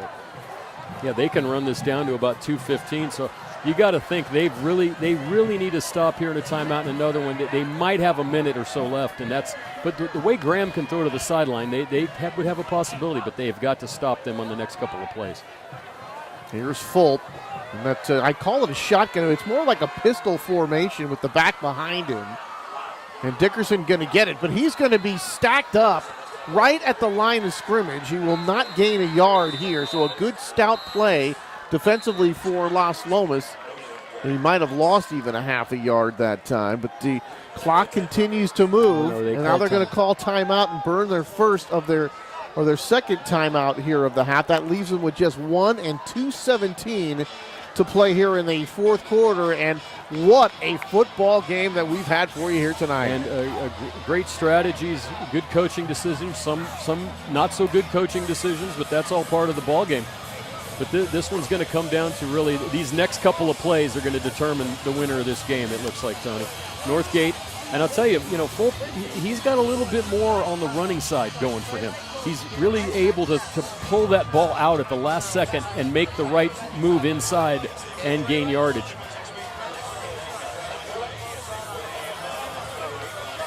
So the Broncos and the Knights following the second timeout of the half for Los Lomas. Both teams back on the field, and we're ready to go again. Second down and 10 upcoming here for the Broncos, just inside Knights territory at the 49. Fulp in that pistol again. Dickerson going to get it. He's going to break through. And Dickerson going to get out close to the 40-yard line. Still going to leave him a couple of yards short of the first down. And right now, down here's the situation. The Knights cannot afford to give up a first down. And now we've got an injured Bronco, so that'll work in the Knights' favor. He's all right. He's lost his shoe. But now, actually, did they call that last timeout? They certainly did. I thought they were going to have an injury timeout on the play, but the Knights have to use their final timeout here. So they cannot give up another first down. Scoreboard shows second down and 10, but it is going to be a much shorter situation than that. We are going to have third down here. And you know, Tony, you don't know what to expect when it comes to the special teams. I'd say that Los Lomas has a little bit of advantage special teams-wise versus Northgate. If they get this first down, game's over. Right. If they don't, they would probably get the ball back with about 1:20 to go with no timeouts and probably have to go anywhere from 65 to 75 yards to score. Third down and 6. The Knights cannot give up another first down here. And now the Broncos look like they jumped off sides. They did. Left tackle. Boy, that's going to cost them 5 yards. So that's going to make it third down and 11 now. You can play a little tighter on the outside on the receivers. You got to think Saluni's name, as you can see him down here coming to the near sideline, is someone they're going to look for. Do you go ahead and just run the ball anyway? You might be tempted to pass it, but that is very risky in this situation. Yeah, that would kill the clock. They would still have over 2 minutes on the clock if they threw a pass that was incomplete or something that could be taken out of bounds. What does Ben Ballard want to play this one? Here's Fulp, back to pass. He wants to throw. He's throwing deep. He's got a man. It's going to be incomplete. So they risked it right there, Dan. That does get the clock stopped here. 2:06 to go here in the ball game. Fourth down and long, 4th and 11 here for the Broncos. And it looks like they're going to bring the punting unit out. And the situation here, Dan, if you run a play and don't get the first down, clock stops on change of possession. So now, following the penalty and the incomplete pass, the Knights are going to get the ball back for the last offensive series. With 2 minutes to go now, and this whole play becomes very important as well. Could they try to run a fake? How far is this punt going to travel? You got to be careful on the snap here. There's Mettler, and this one rolls right up to him. Oh, he does get it off. It. It's going to bounce inside the 30 and then an exit stage left at about the 25-yard line. So Mettler did really a great job just to get that ball off and get it down to the 25. So 1:58 to go here. I'm sorry, Mettler was the holder. That was Marandola, the punter. 1:58 to go. The Knights will operate from their own 25-yard line. They have no timeouts remaining. And they don't have to go particularly right to the sideline now, Tony. They have some time. And remember, in high school football, first down means the clock stops while we move the chains. This is not the NFL. 42-36 in favor of the Broncos. Here's Graham, throws, looking for the sideline. And this one's going to be incomplete. It'll bring up second down. They're looking for Thorpe out there on that sideline pass, and they're not able to hook up this time. Second down and 10. And, you know, this might just be Graham. The last couple of drives, looks like he's ran out a little bit of gas. He looks like a starting pitcher on his last legs, and I don't see anyone in the bullpen. So I do not see anyone warming up. Where is Hanley Jansen when you need him? Porter split. He's in the slot to the near side. Thorpe split out to the right side.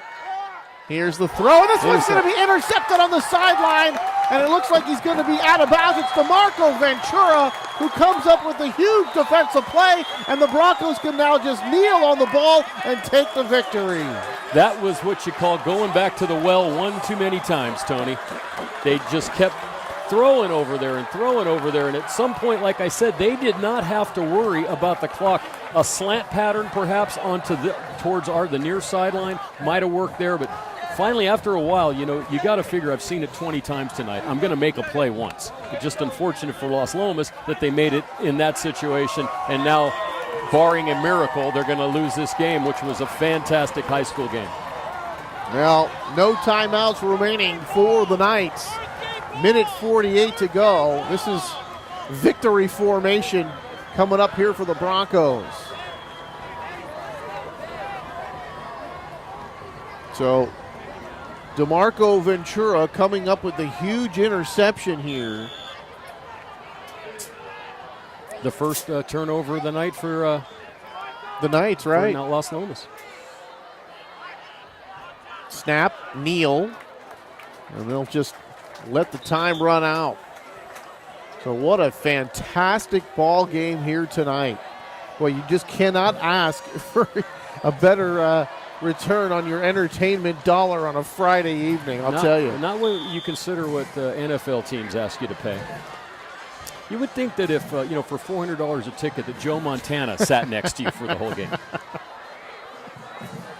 And the beer was free. Like each seat comes with a keg.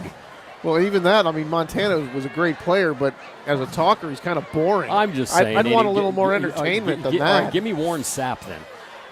Uh-oh. Boy, flags flying. Not sure what this is all about. Delay a game. They took too much time here. They did. Good call, Dan. That stops the clock. Boy, this... I don't see how you have a delay a game when you're in victory formation.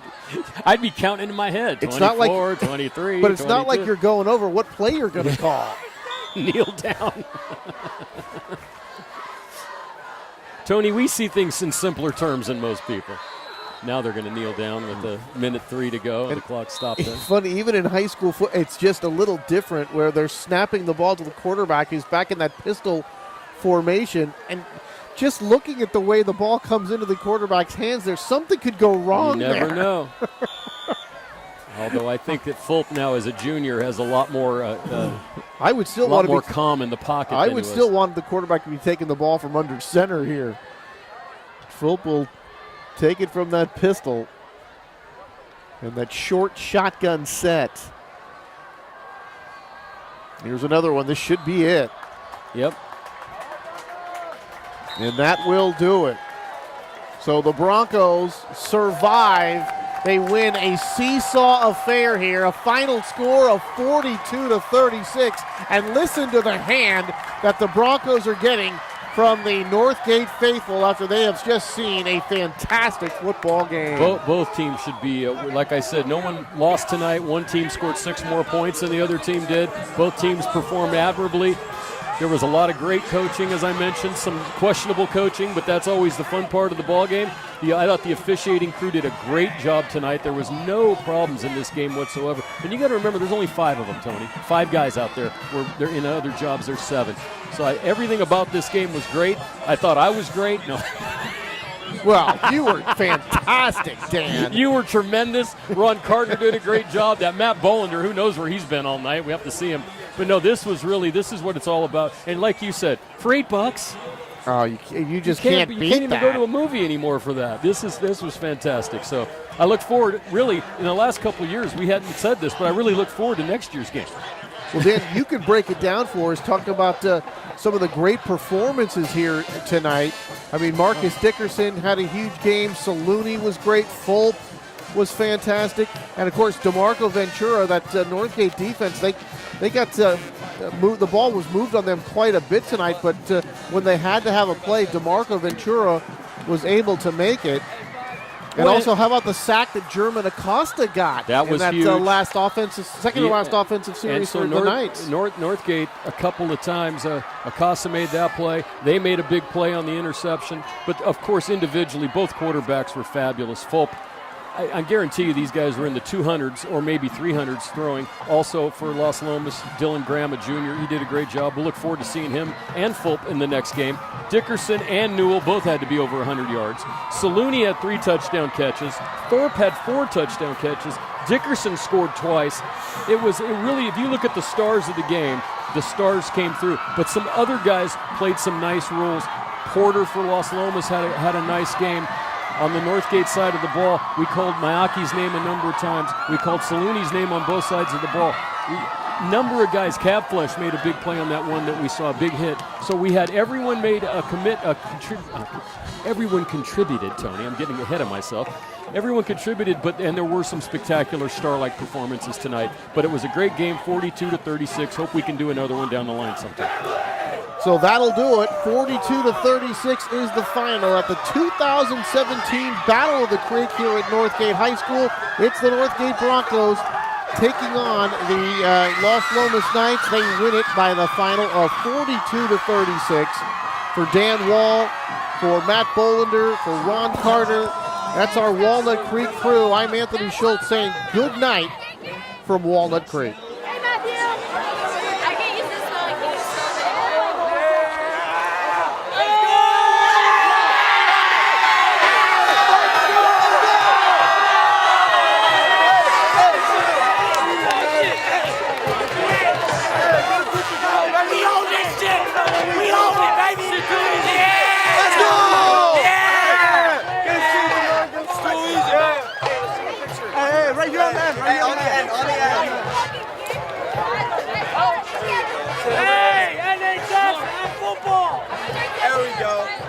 Team, hey, get in here.